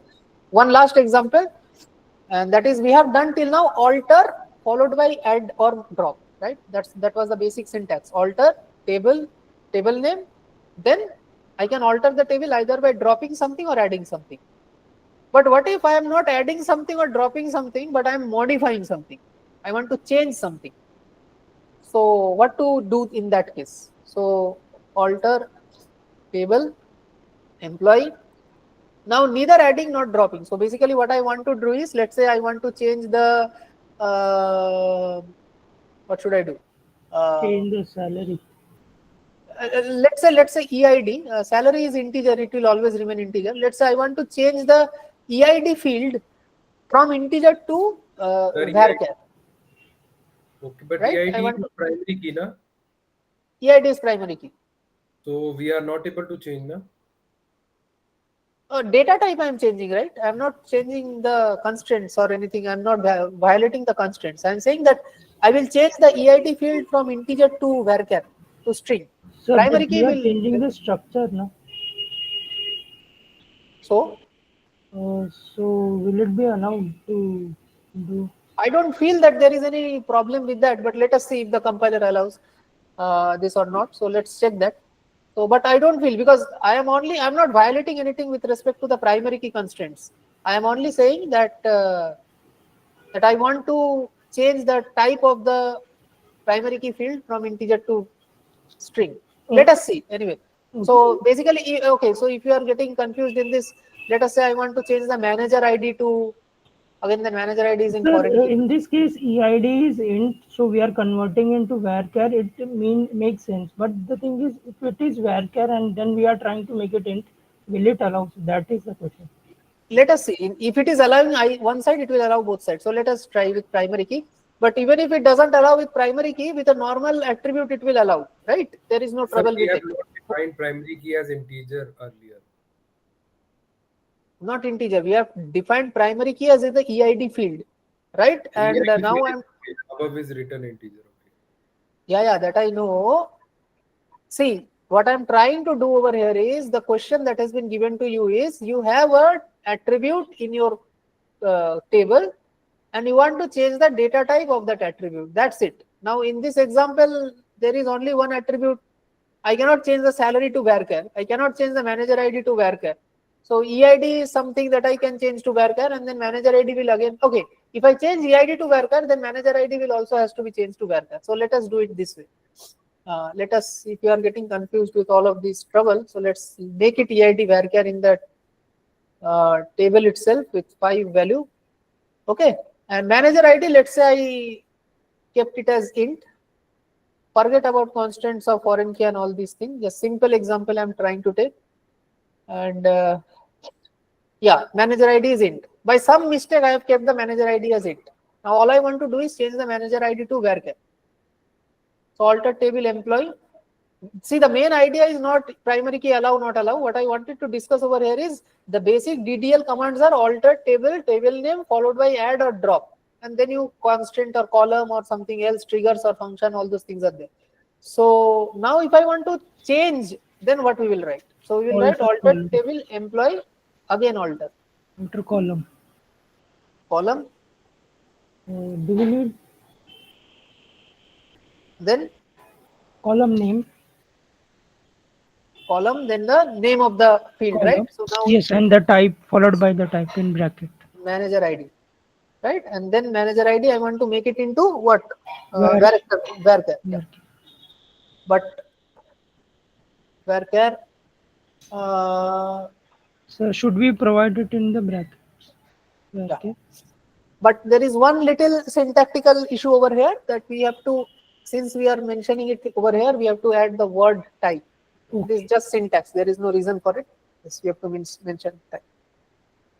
Sir, So this what is about how changing the primary key now?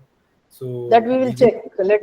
Let's discuss this thing at first. So this is how you alter without adding or dropping. You modify the some part of the table. And now if I come back to the so let us execute it at first. Foreign key did the drop work, right?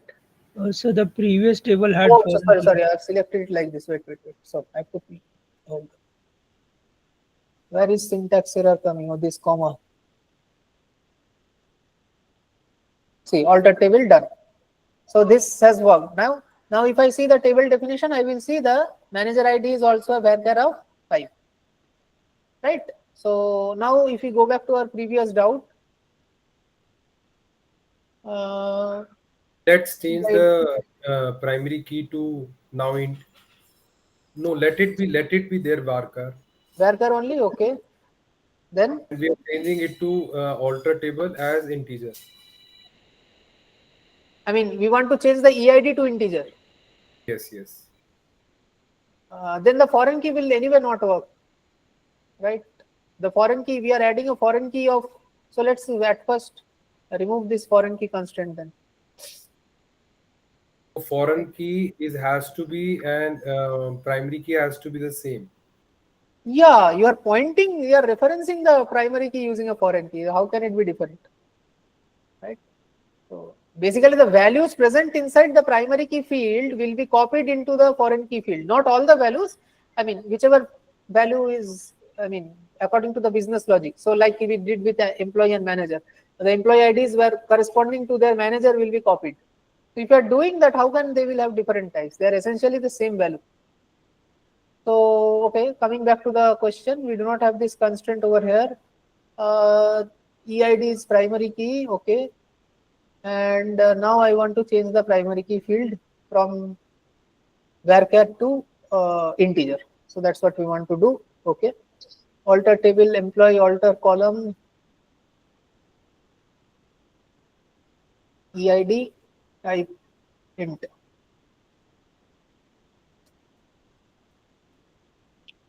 Right, this is what we want to do. Column EID can to type integer, you might need to specify EID colon integer. It is saying to use the using type.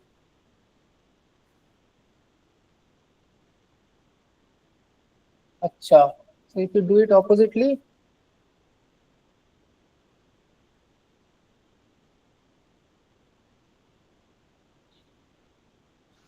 this is basically up casting, down casting type of thing. Okay, fine.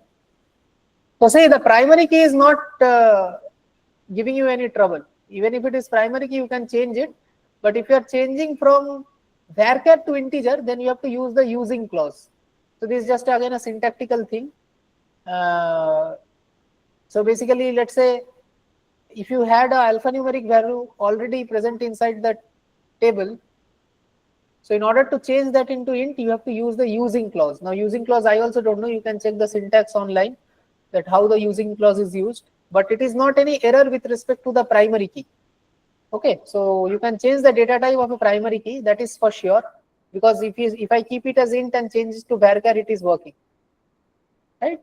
So, but what the message came earlier was, we can do that. We can change from varchar to int by using the using clause. Now you can So just check the out. thing is, varchar can have any value, no? So that's why I Correct, think it is correct. That's what being. I'm saying. It is a it can be alphanumeric. So since it is alphanumeric, we are converting it into integer, and that's why we might have to use some other syntactical thing. And the hint came. I saw the hint came over here that you can use the using clause to do so.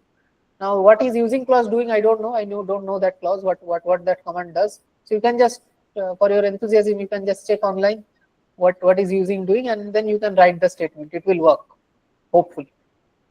Right, so we have done the DDL discussions in detail, all kind of DDL that you might need. Other than this, we had mainly the select queries in this week.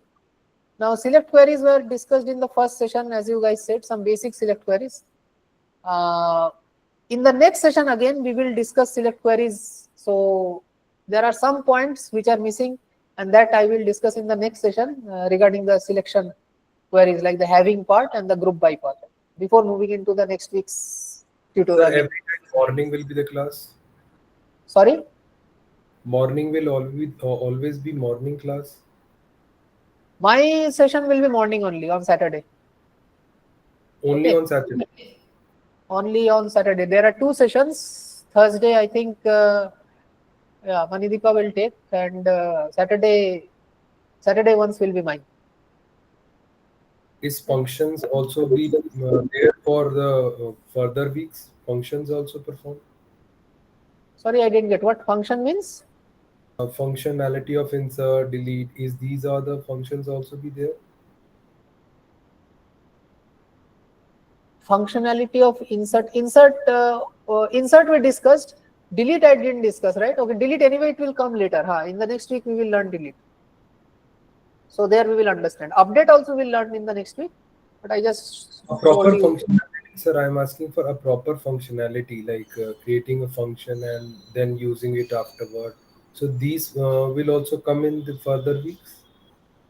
Proper functionality means what? Basically you are writing query, right? So you are asking that whether we will use this delete and all this command as a query example. Yeah, that's what we will do in the later, next time, like we did create queries like that. So if you're meaning something else, then I'm not getting it. So functionality means, some application based thing you are asking. Yes, yes. Yeah, application based thing. See, here we will learn DBMS, basically the SQL syntax, how you can write SQL queries and all this stuff.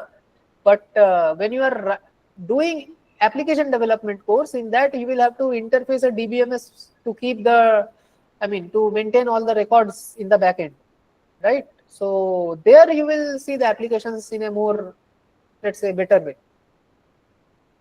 right? But it doesn't make any difference. So all the flavors of the DBMS applications you can get here as well. So like this on delete cascade, this is completely a application based thing. Like I said, the dependent employees and dependent relation. So if you have an employees and dependent relation, then it is better to go for on delete cascade. But if you go for on delete cascade in case of a employee and manager kind of relationship, then that is something which is disaster, because it will remove the whole table unnecessarily. So these are the real world application kind of ideas of database systems, and that we will discuss as we go through these sessions and all of this. But if you really want to see that how we interface these databases with some website or some app, then that will be discussed in the app dev class. And but app dev also, you will basically interface the app dev with the front end with the DBMS. There will be no specific, you can take all the flavors of application in DBMS itself, and app dev will be just interfacing both of them together. So I hope you should have enough fun while working with the SQL assignment and the coding assignment and the OPP exam that we will have. That will have enough applications.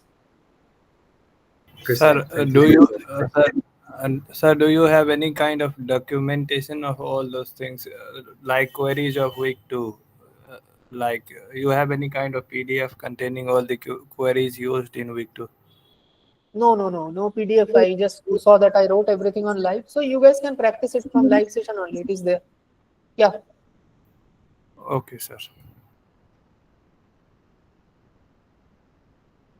If you do copy paste, sometimes it will not remain in your brain. Okay. So if you write the code on editor, then it will No, keep sir, I it have will be. understood all those things, but